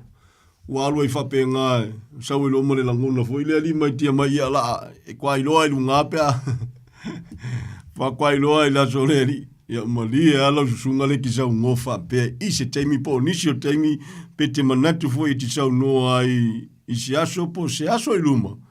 Ia, e le manuia le nā leo, o le leo o le tanganta i le malama, o le leo o le tanganta e le italia Yesu leo langa. Ia po le tanganta fo o italia, ia ala e, o lo i le levo foi le o le pepe fa le nganga ia le li a tau te le tatu malama sa mo fa te le tu le no yo manino i me uma fa te lo na nganga pa ia o me ia lua sa mo o le nganga pa ia o le tu ma le upo le tu wa ave te le ma fa manu yanga ia mo tanto ia na no fu malama ka ko ia Yesu ngofo ana le sia no le upo le tua le ngalua le nganga pa iole li ia se manue ia fa le kongwa se mangua e jame ka ngoi ja mo pe afo na sila fia ia u fale tale le ia fel tasi valu todo wo ia sia me le fi ja mo e sia ia le nganga na sa mo e sia me le ta po ia sa mo ta po i me fa ke mongi o le nganga na fa ke mongi o me umala fa fetai lai le tua lo na lofa. E ala i lana upu. I le ngalua o lona nganga pa ia.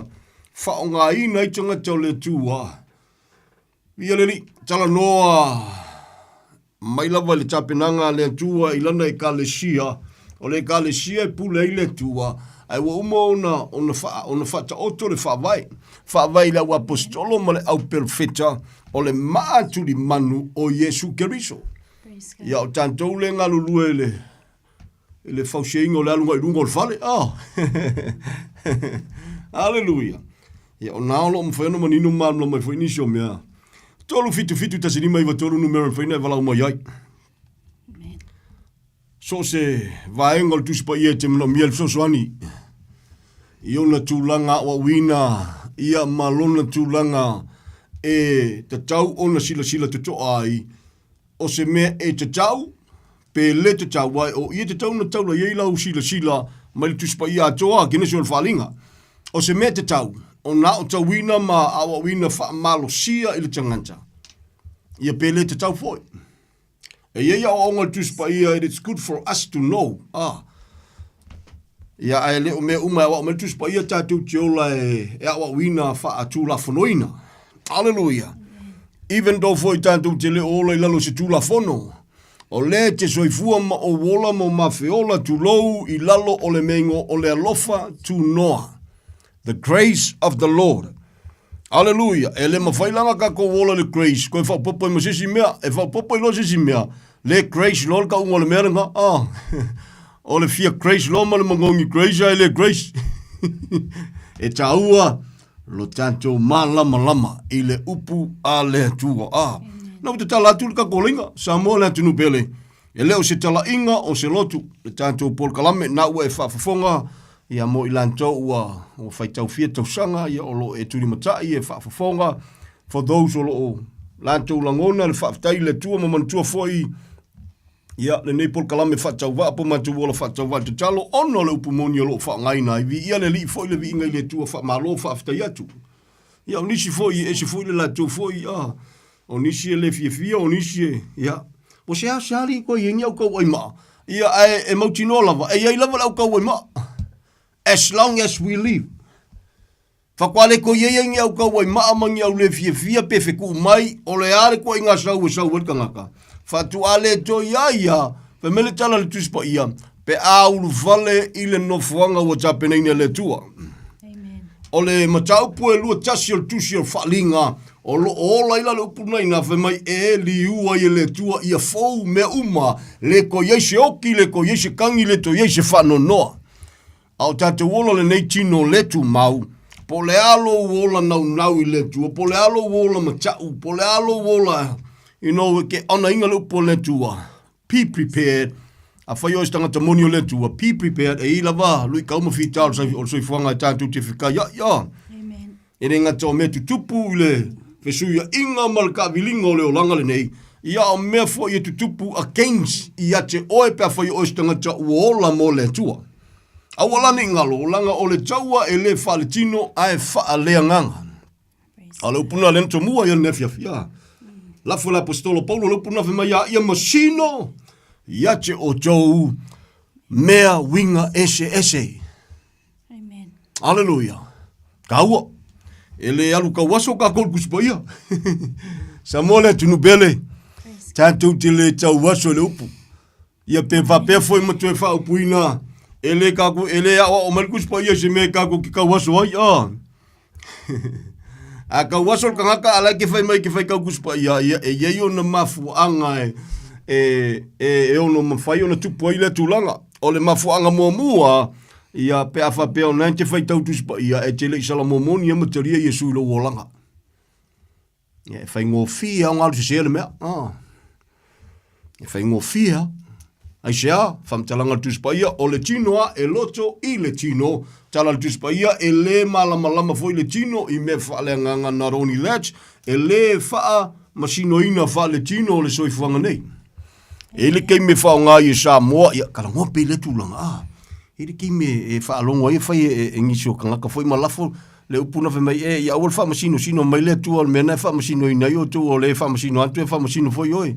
Of course, o le tala nal tuspa ia, of course, o saunwanga na Yesu, ai wha mole, a wa o le leima ia wha ato, to le leile, a wa onga le tuspa ia.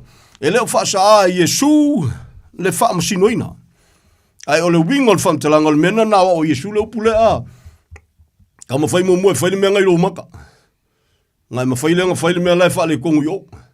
O le winga na le tala so i sesi whamtalanga a e manu malo ina loa. A whailo le ua e usta ia le upa le tua. A meise lava ina ua e salamo moni ma whatutua ia Yesu. Then you can talk about it. A o langa kaukalangia mea ngā. Ia o ngā. E le ngofo le le ia ilalkanga ka he whalonga ko lau wa maua kongu wale mela ia wa wina. Instead la ole whalonga tu lau wa maua wha maulalo ma whaafitai le tua o lau wa o mele upu. A ole telo temi. E maua lor se o soloa. O soloa lafi mai kuole. Ole o ngā kāmalingi ia o ngā o na whapena mai lole. Ai, te roe lo te whawhitai e le tua soli. Ia, e ei me lau savalinga. Tasi iwa ia nalo whangia i o langa. Throughout, i to tonu o le savalinga from that time, se o mai lava le lua olua lima. E ei me na wa o ia o le tua na lo te whamau lalo mo whawhitai le tua. I got nothing to complain. O lau te tala noe le wawa uma le tua. Nothing. Ai sea, o sidi a lau le li. Lo na lofa tu no le la lua fetau sanga a. Hallelujah. O se tasi lo mau e tele na si e lau whai launga po whai au fwoi po. Lau whai aonga kuspa ia a. Mau le tusi la Jeremia a. Whai mai e a manatu o le upa le tuan whatu ai se la eru a. Fa leo ko perfeka mai a manatu mai le tu e tu manatu manuia a manatu e ia un kasi ia le o mer kimi ai foi nga si foi penga la nga si foi fia wanga le la ai o lona fa le tonu sa mo le tunu pele. Firstly o le fe au na ave ia isala e lulua a e malamlama ia Yesu mo lona maliu e gele ko nga ngana le maulanga. You know why? O le manatu le tala no Jeremia whatatau ia isala eru. Lea o le a lua fetau sanga talu ona whatau nu ilunga o le santaulu. E leo koe kalangola i se mangaku mai. O lawa umanga whailoa ma sa saa mai le soi fua le tua whailoa ilo na lofa i ate oi. Ai ai ngana lava o te manatu lona winga. E no e leo ngangi ngifu kaku. Ngala ngifu kaku wa. Pese yo le si le mawal kuspa ia. Without knowing le meo lo tala no ele tuspa ia. O le tele ia, tu loa ua keika, o le kele yo whai whiau wea se se whapenga.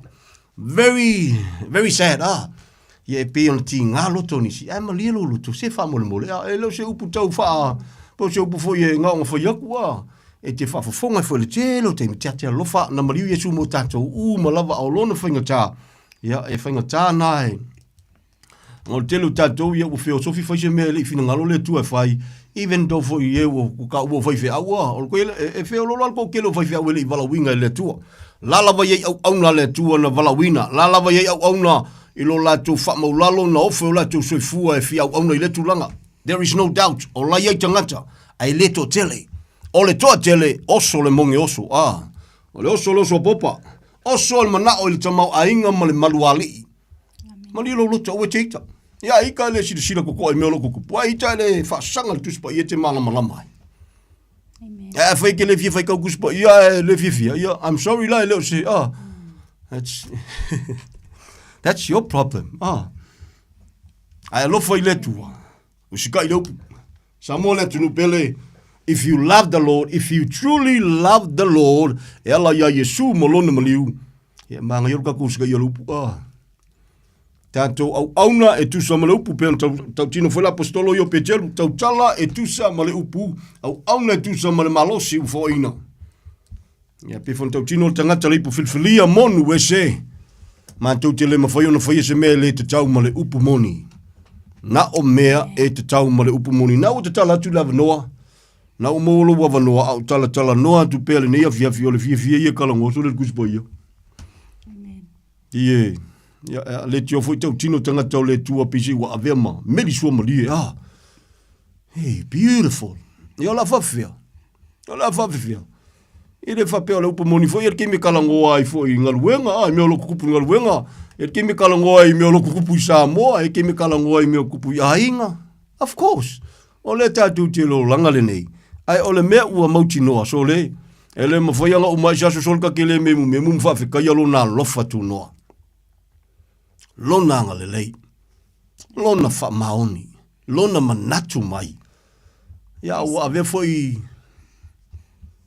i leo teimi uma al telo teimi o lo mawawa noa e, wha soa tua i lea ma lea. Aleluia, ele na o Samoa, E o i tangata o isi atunu ia o mwhaingo kala ngoku ia ima. O Iesu le tali. E leo se tala inga o se lotu. O le tala inga o le mena tupu i lunga o le Santauro. O lona suafa o Iesu Keriso o whamtala le tuspa ia. A tala noa me ngō perfetanga e sau wā le whamkalanga le kuspa ia e sau wā e senta Iesu. O le nganga o valo anga o Iesu Keriso. A tala noa i tūlanga iawa onga le tuspa ia e sau wā from the whole Bible. Ke nese o le whalinga. E sau wā whamakala e umangia e senta Iesu whaima ia. Tau te su e male manatu i tusi, tau te mawaile ola ao tusi umana e moli mau ia Iesu. A kalangofo i la penga lue le nganga o le tua. E sa wale nganga o le tua e kusidima ia Iesu. Whaima ia tau tino le nganga. A fio mai le nganga pa i o le tua na te whaali le anga sala a mi tonu whamasinonga o le anga sala o Iesua o lou le whatua tua ia Iesu Keriso. A mi tonu whamelopo Iesu o le lau tue fo il tamaa. Whamasinonga wa uma o na laulei unga o Santani. Samoa, peke leu sikai le kuspa ia e whafonga nefiafi po leke soifua linge yaso se tu lou la lava e lofa le tua ia te oe. O le wingon tala, o le mawa le vano tantou, o sa kangi, wa umanga laulei unga. Ngā le whakalikali i le ko sa o le tua, a o tantou o tangata soifua. Po le ala tua inga tangata la i heilo tangata, pos tangata te le lotu, pos tangata fo e te whai i le upumoni and all that, la lava e whapale le tua. Praise the Lord. E iei mafuanga e whamtala tuspa ia. Ina wawa o Iesu tangata. Hallelujah. Tuse matai o whaima ia. O le whaiwhai le alo o le tua po Iesu Keriso e whaina whamangaloina. A o le whaiwhai i le nganga pa ia e le mawhai on whamangaloina i le aso nei e o le atali. Si whafafonga whamolmole. O le whiauna e le mo Samoa. Si whafafonga le ia. Amen. Hallelujah. O le upu e lafo e prefer i le au le au forsai o mlau tisupu. Le au whawhia mi tonu. Ma fua i siana lafo Iesu le na upu. O ka ngaka ngei. Wa le wanga wa o le tua o la tua o langa. Ka kou le whakwa o ngei kwa kala li lei. Au tangata nei. O tangata e mena e moni mau e foi le apostolo Paulo whema ia. E mua i sala eru i mea uma. Au le mea le nei whemai Paulo. Au le mea wasili ai. O ila tuna mo i tua tua ia fionga le tua e moli mai maa o mai i tantou. Tau o tatu malama. Praise the Lord. O le kaspo le ngā wala mai le lofo le tua, ngā wala mai a Israelu. Whao ngā ine le tua o tatu tangata, especially le wali ia apostolo na filfilia. Nā le paufo inau apostolo a le tamai mamoe. Ia te ilo po fea, po ai apostolo ia. Po apostolo ai kelo lau fia apostolo le o ke kasi ia ikali ngasi sesia ka ko amio. A ikali ngai kele olofo ile tua. If you love the Lord, ikele soria lo. A whainga ke soria o lo le malama. So sani mo ne fiafi. You read through the Bible. Tau tino la apostolo fe maya, Paulo o le ipu filfilia fe maya o wale apostolo i titi. Muri a e wi al kamalo le mengo o le apostolo. Nga Paulo al ko kasi. Fetino a fai le tua ta pena le tua. Amen. Tu singa luenga na ile. O vole ngola li. Matatia. Ia nga uma matatia nga ma fa ka kia ia ma fa ma vai ma fa ku fa ia le ko fa longo inga le ngo ai o matatia aisha langa lenga fidi la wali ia na la to fa ia le vidi. O le taimi o le tua, o le taimi o le nganga pa ia e to mai le langi nga lua le tua e fasino ai le fa ia se vidi. Amen. O mo mai. Ia nga fa ia le vidi kus ka mai kiki kalo fa si ka mai ia. Uma kwa ia fa kwa ia. Saua le tua. O le tua no filfilia la wali ia mua ko sfulu lo pa urkasi. Saua Iesu Keriso ko piki apu kamalea o le suafa o Paulo o le Samoa ngo ia Saulo. Fitina le sfulua siol. Tala tu spa ia na to se fulu lua apostolo tamai mamoe no to mua ni ne fia file upo fa peolo upo tanga to le tua ia masino ia te o to mea winga SS. Wangi mama sangia ia ke oi o le kawo foi le Samoa.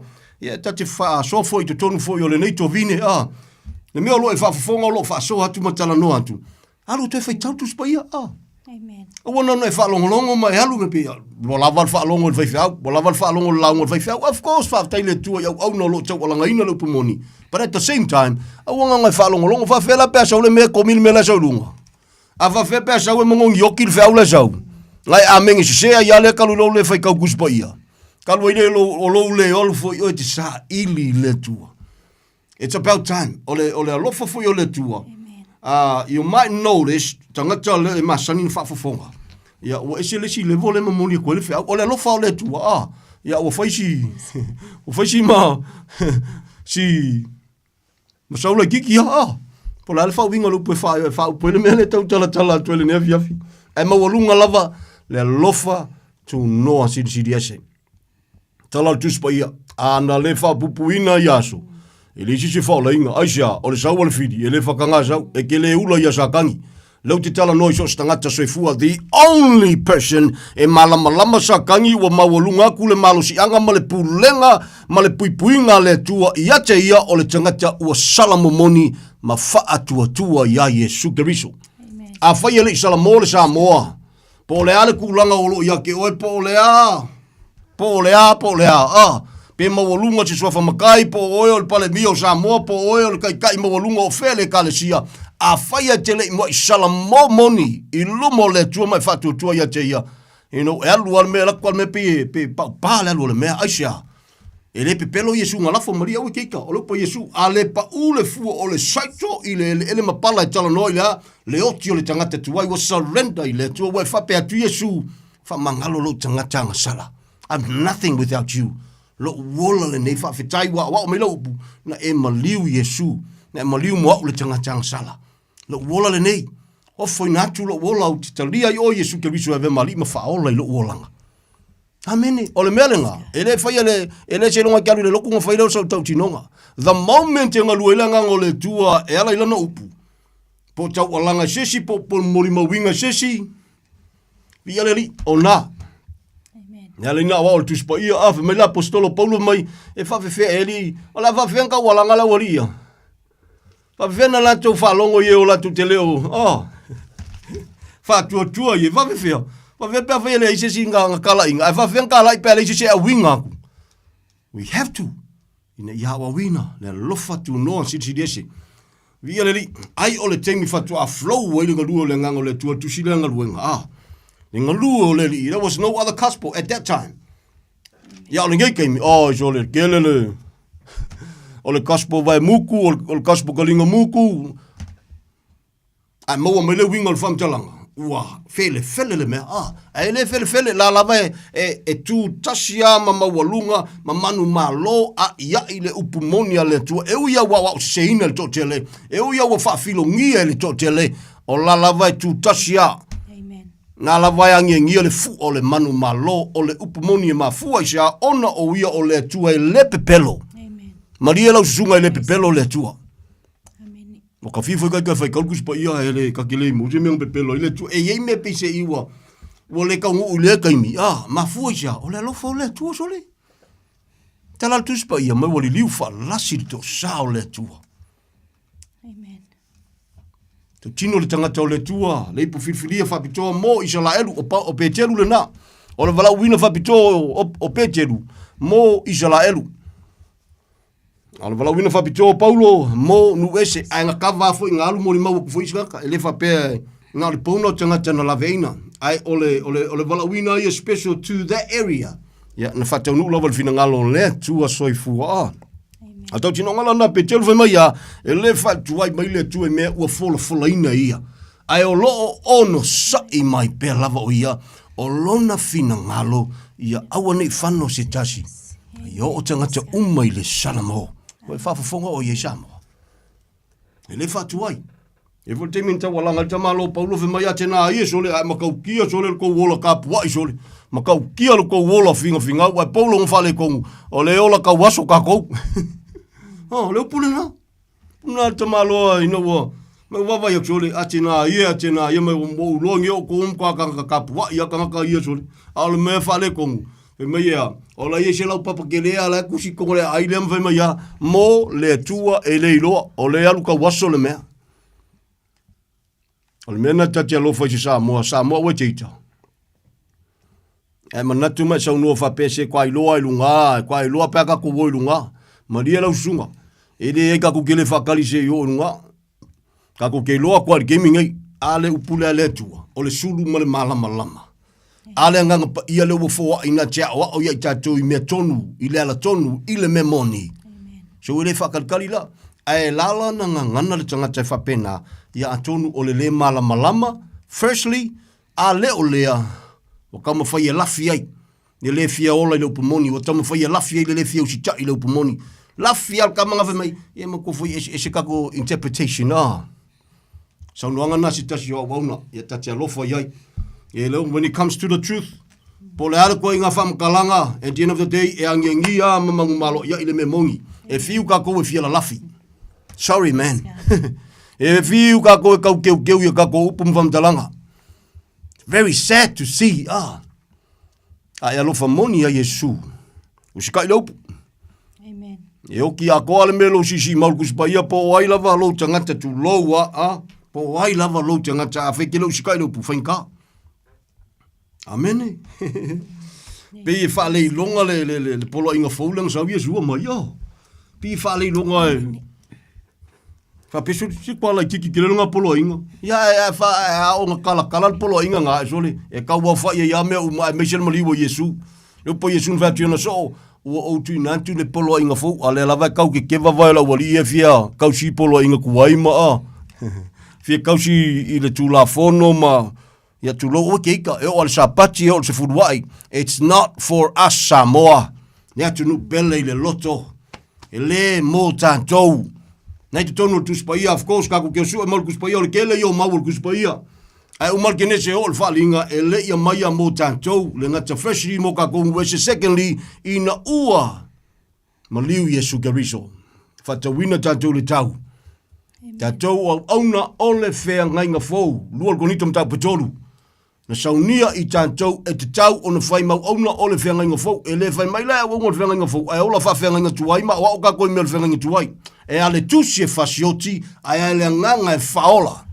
Ai fia kalangoa le kemio mose. Kalangoi polo inga. Kalangoi kula fongo. Whai mai lo le ma paulo. So se tangata la fia tau tala ma tala noa ma tau alanga ma mention. Siko inga o mose malonga kaimi ma mea ngā wakwele tua ia mose. Ngai ko mawale o fiufi. Ngai alu ka waso kako ele o malama. Fe mai ai whasanga lo ia Yesu Keriso. Ngā whakwam whailanga reveal le se mau. Remove le sel kamanga. Leo fiufi. Sa whatu seina le keminga fwoi. Mai ko inga o mose mai lunga le maunga. Fe mai sau wa so le makwapupula wale ma whaia le ngu. Ngā wakule pisi u kau fiufi e fufonga langa sunga wau. O pa ia inga wā. Nanga le sai lumo malu o le tua. Amen. Awa whaanga ina lai paulo e whamatala mai ai. Sama ngai al keminga o ngol pa ia o le tua le sama mose. Al mele kupu le kal ngai paulo prefer iai. A koe wha matala e paulo. I lalo le lofa tunua e le. Aisha, la lava nge ngefu. E pese ia Yesu. Ai leo malama. Amen.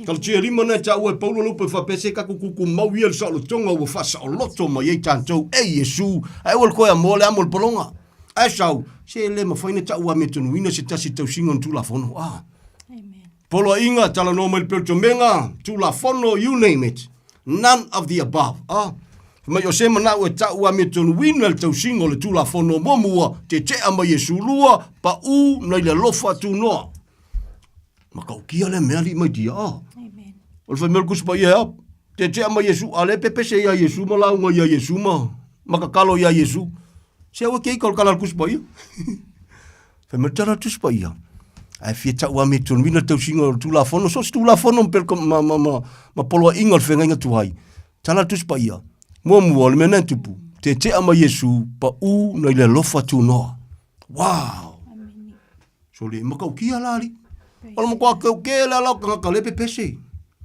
So-called Christians So-called o lotu whaolenga. E leo tangata uma leo lotu uma ai ole to tele tu lo o keika. I'm not afraid to say that. Tala no antu le lofa. Ola mo kwa whale kongu ole mea. E kusi foi limo ka ko ia lotu Pentecosto I nisi foi o tatu tangata Samoa lan tampo ai se tu lo. Fia tau si sapati po e foi manatu e tau si tu la fono know that. Ia la foi mai risia wali mai lei o ko ngai ko ke leus kakai ngai ko ke o kau ngai ko ke ka po ila sole. La sole mong fe ai know that. Al mela tupu. Si fa nga fa mole. E ku kusole lei ala wali ia. Wai wala ina fa tu sa. E tu sa ala tu le mana io Yesu na maliu.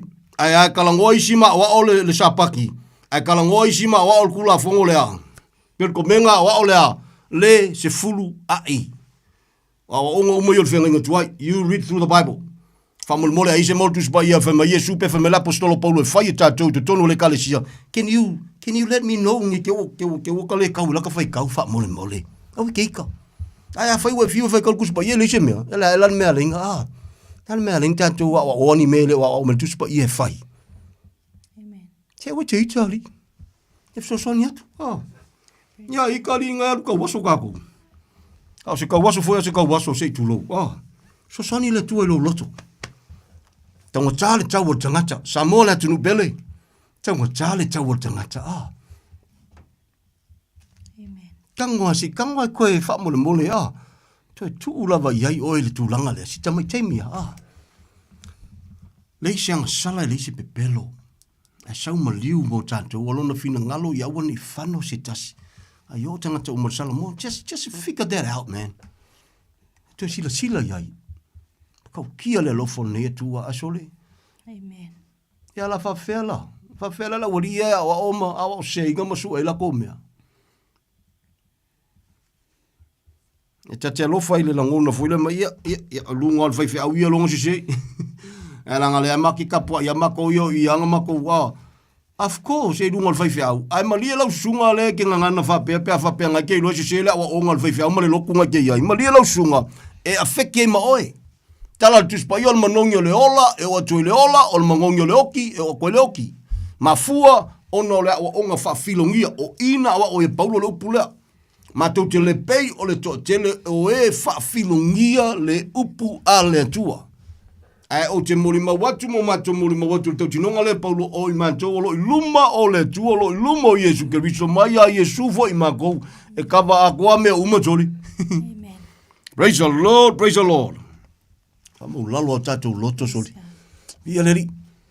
Ana lese au noa, le lofa tu noa siri ese o le tua soifua a.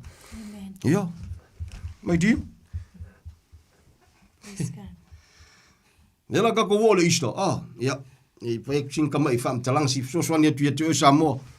Hallelujah. O te o le isto le se mea e fa pau yo mena tu o mea. Hallelujah. Very evil. Ja, ni eleri. Tanto fa mo lalo I lumo le tua. Peno tomua ile fe au le na tomua le nefiafi. Ia masino ia te o tou mea winga ese. Awange angir kako wa ia mea.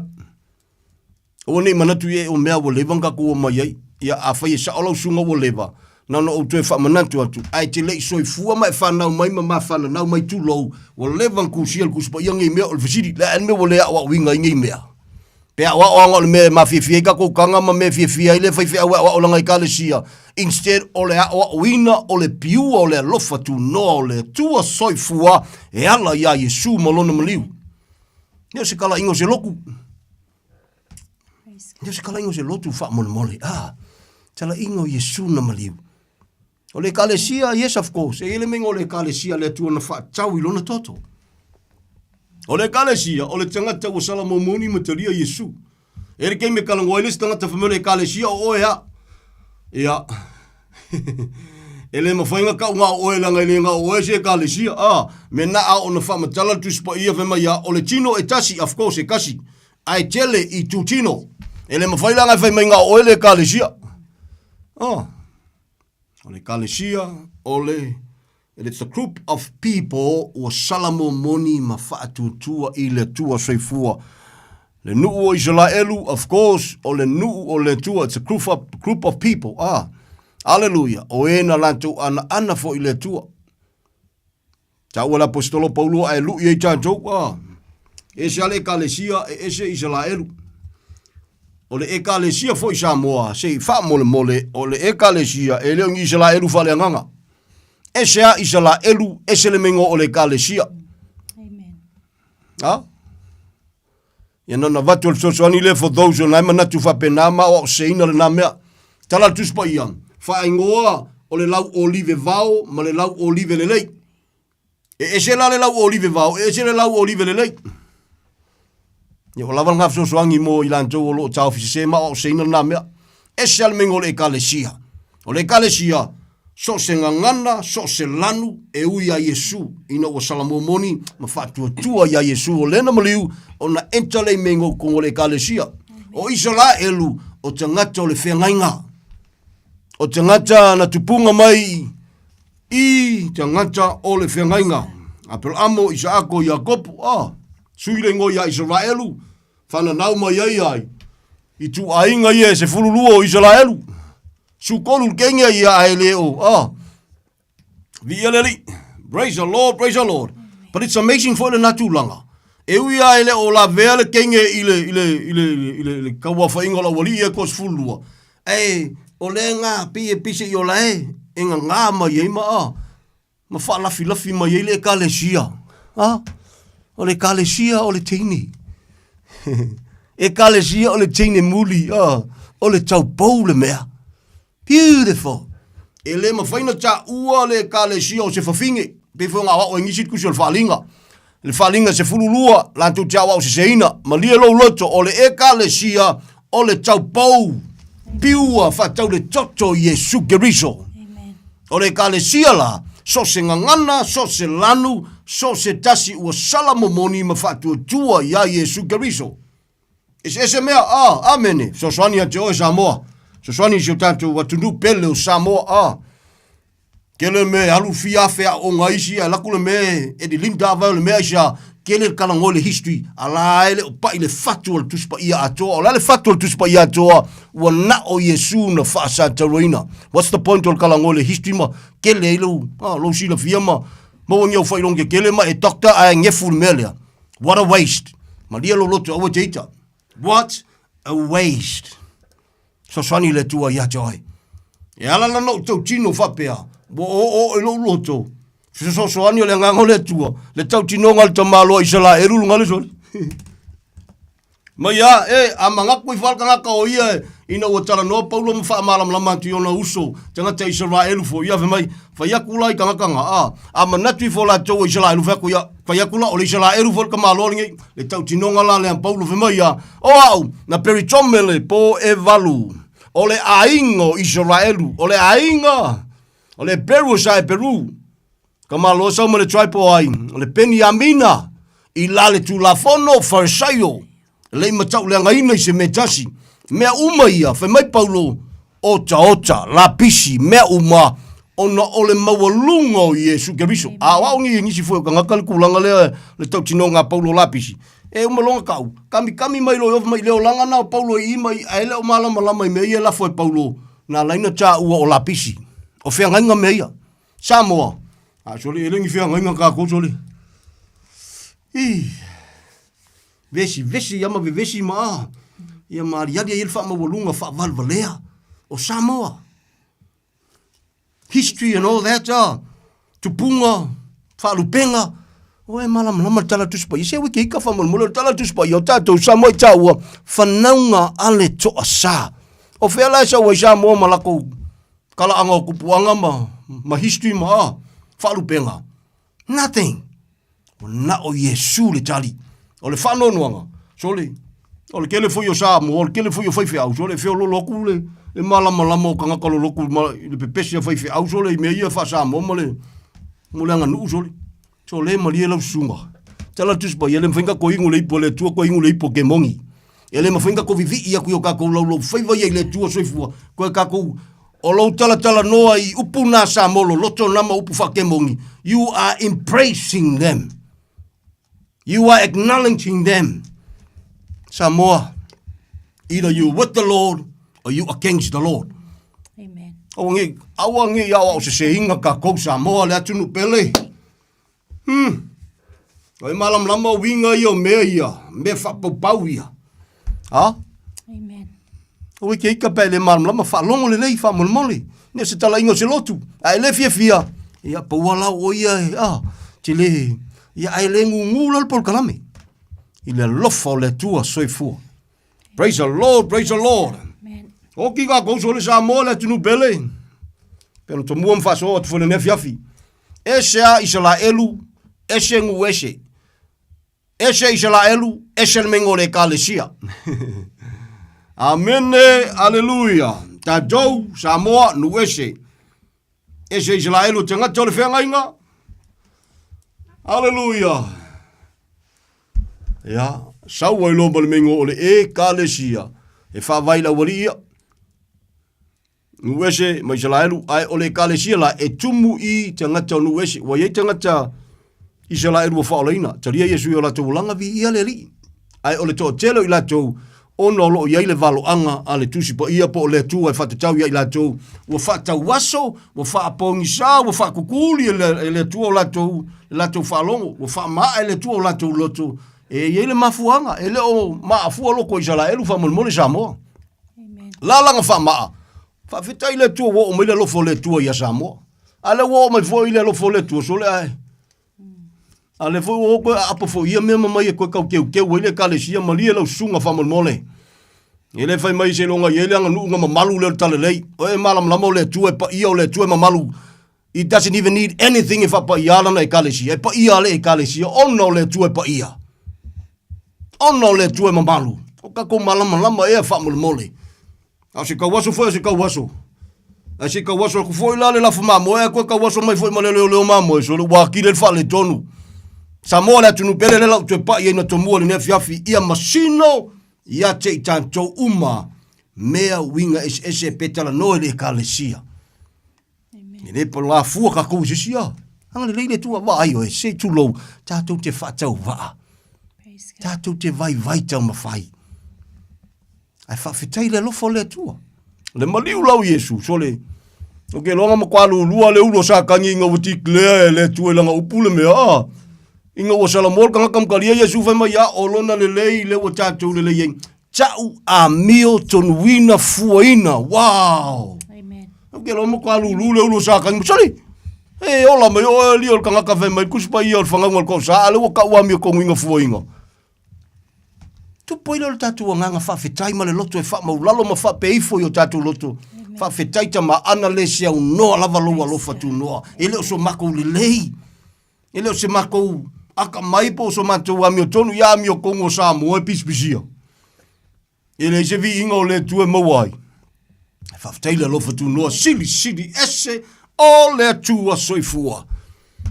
Fa ftaia ile lo fo le tu. Fa malo so se sa mo o le tu sa malo pomoni fa malo le ngalu fa malo losi. Tatu ngal wenga fa fatasi o lo mana tu atu.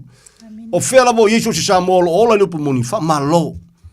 O lo to talo atu, o te taltonu fo ina fo tu te talo mai, vi ia le ri, ah. Praise the Lord, praise the Lord, praise the Lord. Ia tātou onu sai, te walanga pele lo fo le tu e tātou atu nu pele o Samoa. Amen. Manua o maua le avanoa. E ke le fiu la vale le kemi o le ko sa sori. E solo le lava ile mea. E solo ai ka ko waki ai le ie. Ele o kalango e fa makau sesi. O kala al kuspa ia, o le moli mau wola al tuspa ia, o lo oanga mai le to sai te le lavatia. Leo le alua fe tau sanga, talu na tapena le tua le fao la tanga i lunga o le sa taulu. Sa moa le atunu pele. E pena o tau pa ia leo te umita tolu nefia fia. O le ista le anga kuye kako, o le fa pau i o le meo lo la lafia i kua.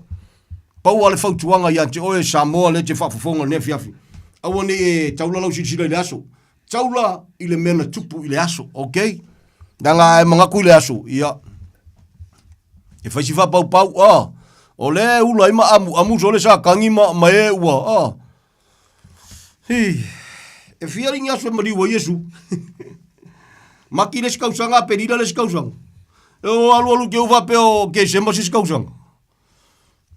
O nei mama sangia o le wingal na o le feau na laina to mua i le nefiafi ma to mua le tatu por kalame i le nei afiafi aua nei fasi se nei tatu ia masino ia i tatu mea winga ese uma fe so soani e te o Samoa o te tali tonu o le to telo tatu tangata e nau o meo lai tau i le tua o meo lai e ui anka ko le ole kuso mal fina ngalo le tua ai la ile le loto o Samoa na o me o le tua mo o le tua of course ma lo pa o le fa mo lalo tatu loto sila le upu le tua fa tanga lo na nga pa ia A o le whaatanga foi o le nganga pa ia, ina ua tātou mua I salamo ma whaatua tua I le tua soifua. E ala ia Yesu malona maliu e whainga tā kele nga ku whakangale nganga pa ia. Pea whaika ku kelei salamo moni. A vea o le tangata fau tangata ua whanau fauina.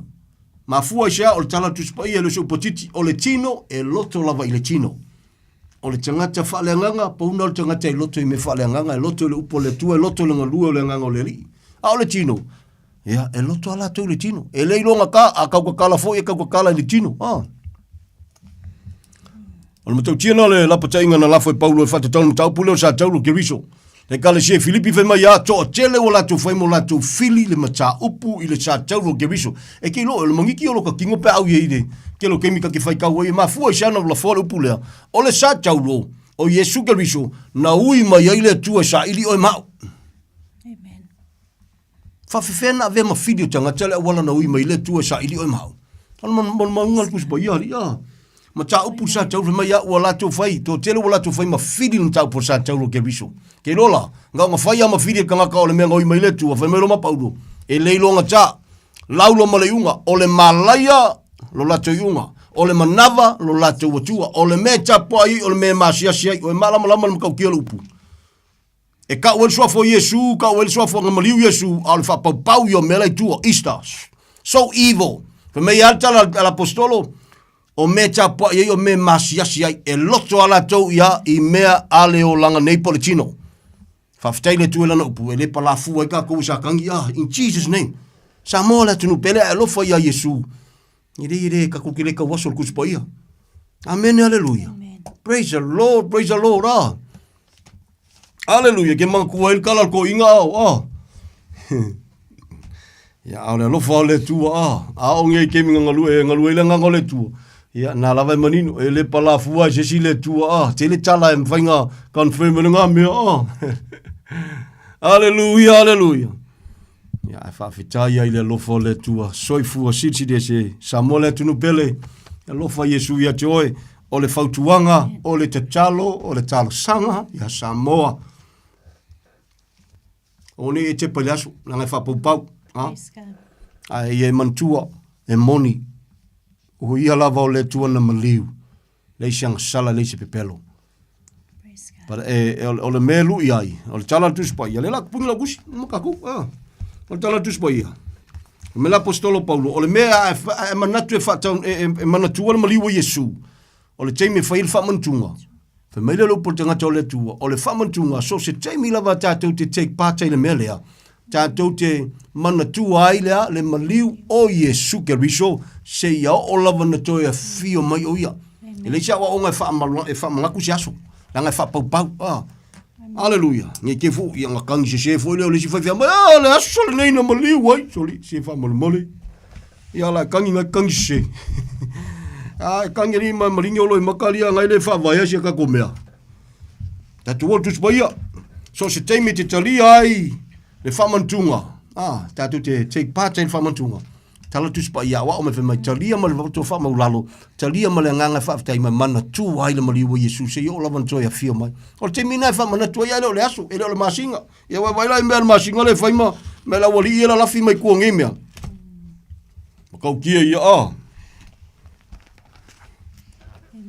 E fua le lapu poko le masinga mole.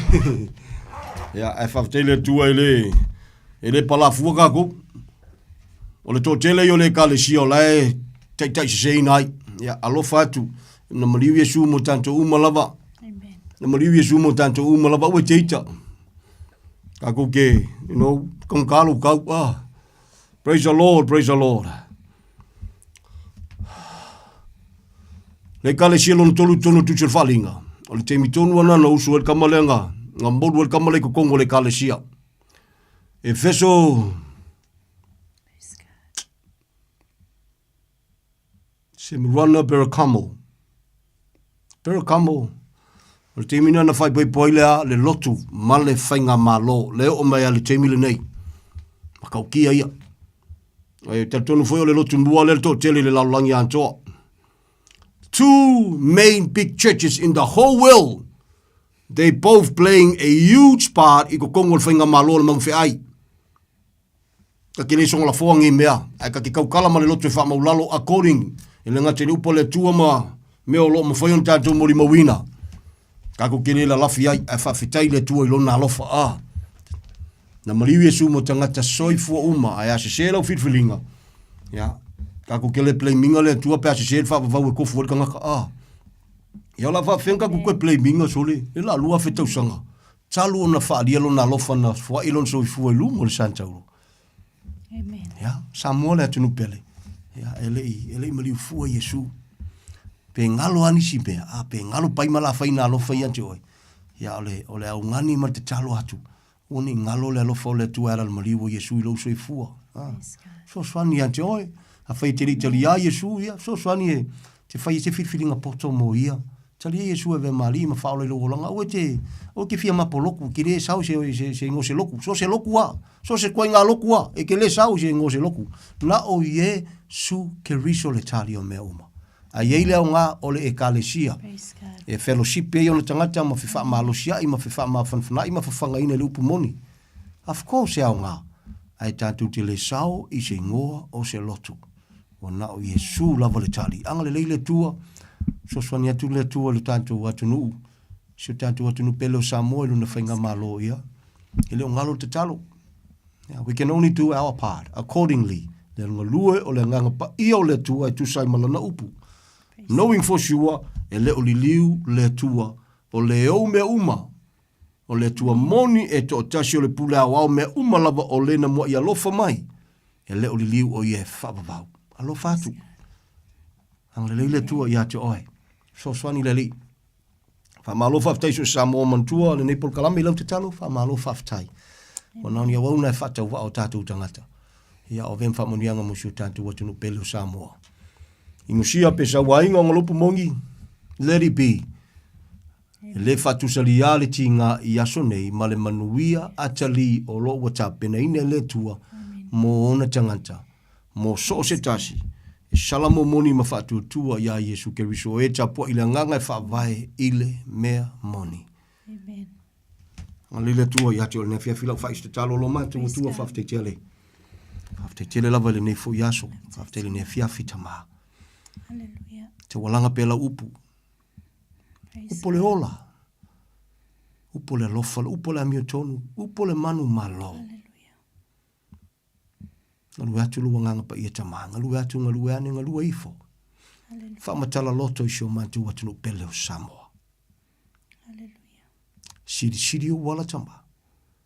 Mātou te mauti noa siri o wala siri ese loa lofa tu noa. O mātou mauti noa fo i lau upu. O le mea le mwhai al tangata e leise mea whainga tā i lau awhio. Amen. Whawhitai a lau awhio no awa no te tala. E tau walanga ina i lau upu moni. I so se awala i so se taimi. I le so swani o lo wanganga pa ia. Whawhitai tele i lo manatu mai. Hallelujah. Whawhitai tele na le whawhitai a. Ta mapele tali e nisi. Whawhitai atu e leo foi fua i nisi.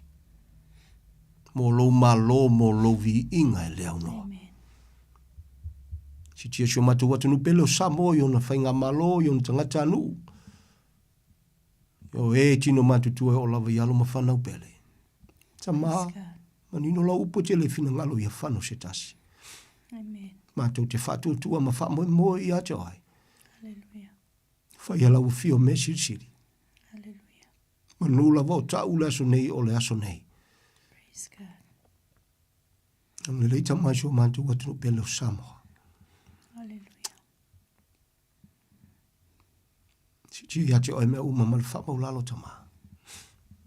So si Samoa mantua, le Nepal Kalame te talo ma mantua tama. Whamanuia e tu sa mala upu. O le ngaluenga e whaifatasi, e le si tala ingo se lotu. O le tala inga, o le mawalunga, o lo walofa tu noa tama. E ala le maliwa lo walopele. O i fwini e o ti ngā, o ini e le fia, ona o le malama. Ngalu atu ngalu i folua nganga pa ia tama. Whapapula yo lato mata. Whamalama yo lato loto. E lei se tali wana o Yesu Keriso na whasata roina le tali o mea uma. Hallelujah. Ia via oe whababau. Ang le reila wauna tamao lo tiute, ma le ainga i le whangaloina, o au lo whai whalo lo le pulenga o le tio. Hallelujah. Tonu le ministry tama, le whangaloina tama.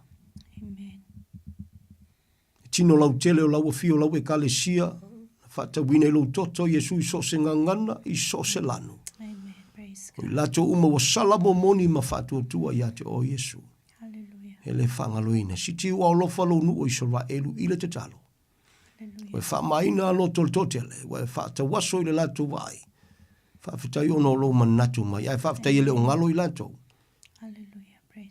O lo I le valo anga I te toe, whasanga malawe ina I lato umo e to toe I le taimi. Si tia ia te oe mea uma ma le whamau lalo tama. Yo matu ainga le tino ni woni e masani ma so se tasi.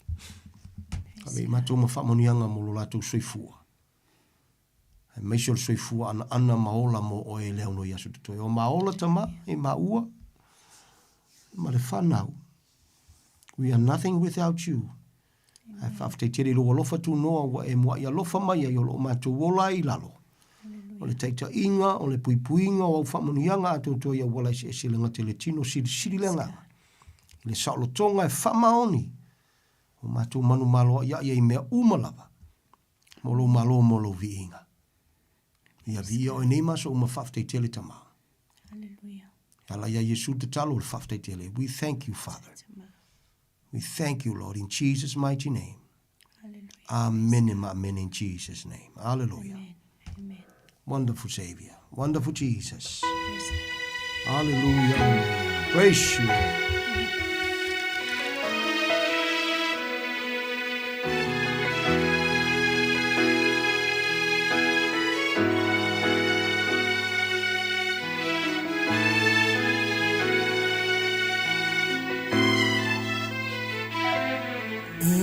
Se uailoa no finanga lo leli o ai se uapule fatasi ma oe na e foa I mai na e faia mea uma o oio nei uma ia vidia oe e whaababau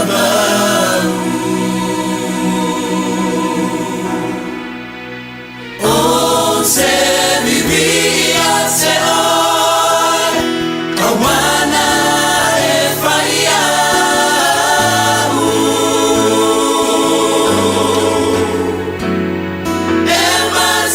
Yeah.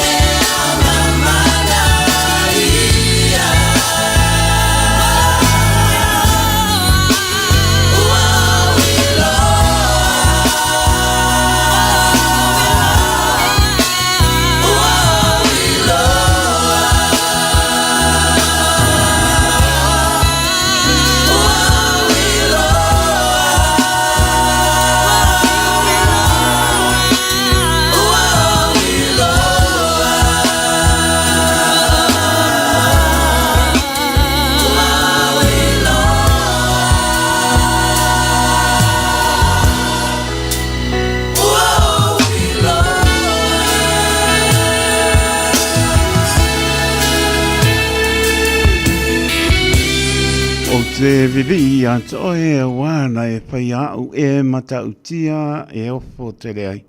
Se pongmani ai kane sia i o tui ni sila, whamai atu wai, tātou porklame muli o le nei po, manu mano le upomoni, te pena ni a pāsta titi sarpea mat patua e a tānia. Manu iat po i atu lungo ala i le alopo le nii, e a taunu i mota malawa mani po i mano longa al poto, po mai po la porklame e le taimi masani ai lava le tu la iwa i po sa, le sa momoa, ia pe tātou au dia, le sa o tu, i le anga le leio lo tātou tua.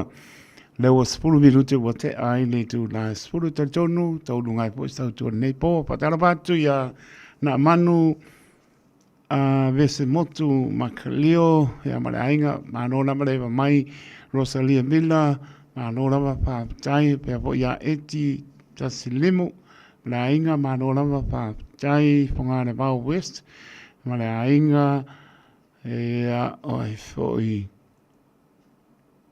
o Naomi Whapua, Marainga, ia Manolava Whaptai, Whale Knowles, Marainga, Manolava Whaptai, Maria le Po, Manolonga, o i Amelia Pamoana, Karo Pai, ia Maria Manolonga le Po, le Patu, o tola mua Wellington, Amelia Pamoana, Manolava le Maputamai, Rem le Moa, my GI Cleanliness, wa koe asul ko pai mele ia manola fa e oi ai si baguka pese pe ko mai ane wo fi manolo la patu rem la le mo cleanliness ia tai manola ma mo la to la ma puta mai lungo le apia folinga malungo le YouTube channel ia pa te tele la au kilani manu tu oi o tuno mau mano fa tai ta to ma tanga mai la le oli te pa ia mai nei taimi po ia pa petai tele langa lei pa petai atu te mai tai pa ia onga ia pai tau pa u ro pa tu mo to te na to ia pauina Amelia Marainga benga ia pa pena foi ia fale me sona inga pa tu mo to mo ia mano longo le po a pai ia mio ko ngomano loa Rovatu ia arola wa pa tai ia sa mora tu pele le ia spai bai asa masama mau tam pai lava ina ia to liorsa ia upulava le tau tai banta para e pisi ala sami bane va ponga no upo per ngata pale poto tau tai se la na tu yama ia pai po wa se uta tonu tai pa mo molo to nga ke siano te mangano ai tai me ma futai tau tua ino lo tau pa ia moro tau man ia e ana le tau tua ale Radio Samoa a te tele lava lo tau manatu mai o ia tanga tau manatu mai ai mai lo tusa le li so tātou nia tia tātou ia plau tele le lofa tu no lo tātou tua e le pong sa maua mano longa pile mo malo le tunu tātou maua le aso atai au folingo pe tātou ilo nā lofa malo nanga lei nia tele tā penanga le seta le opengona pa ia ne tua pa ia onga saso se kane sia ia ia file mo le tā ua yo tō pengano mo tātou loto ana lele maliu le spa mangalonga po ilvi inga i le tua taito taroto le au ona soipua ma ia manuia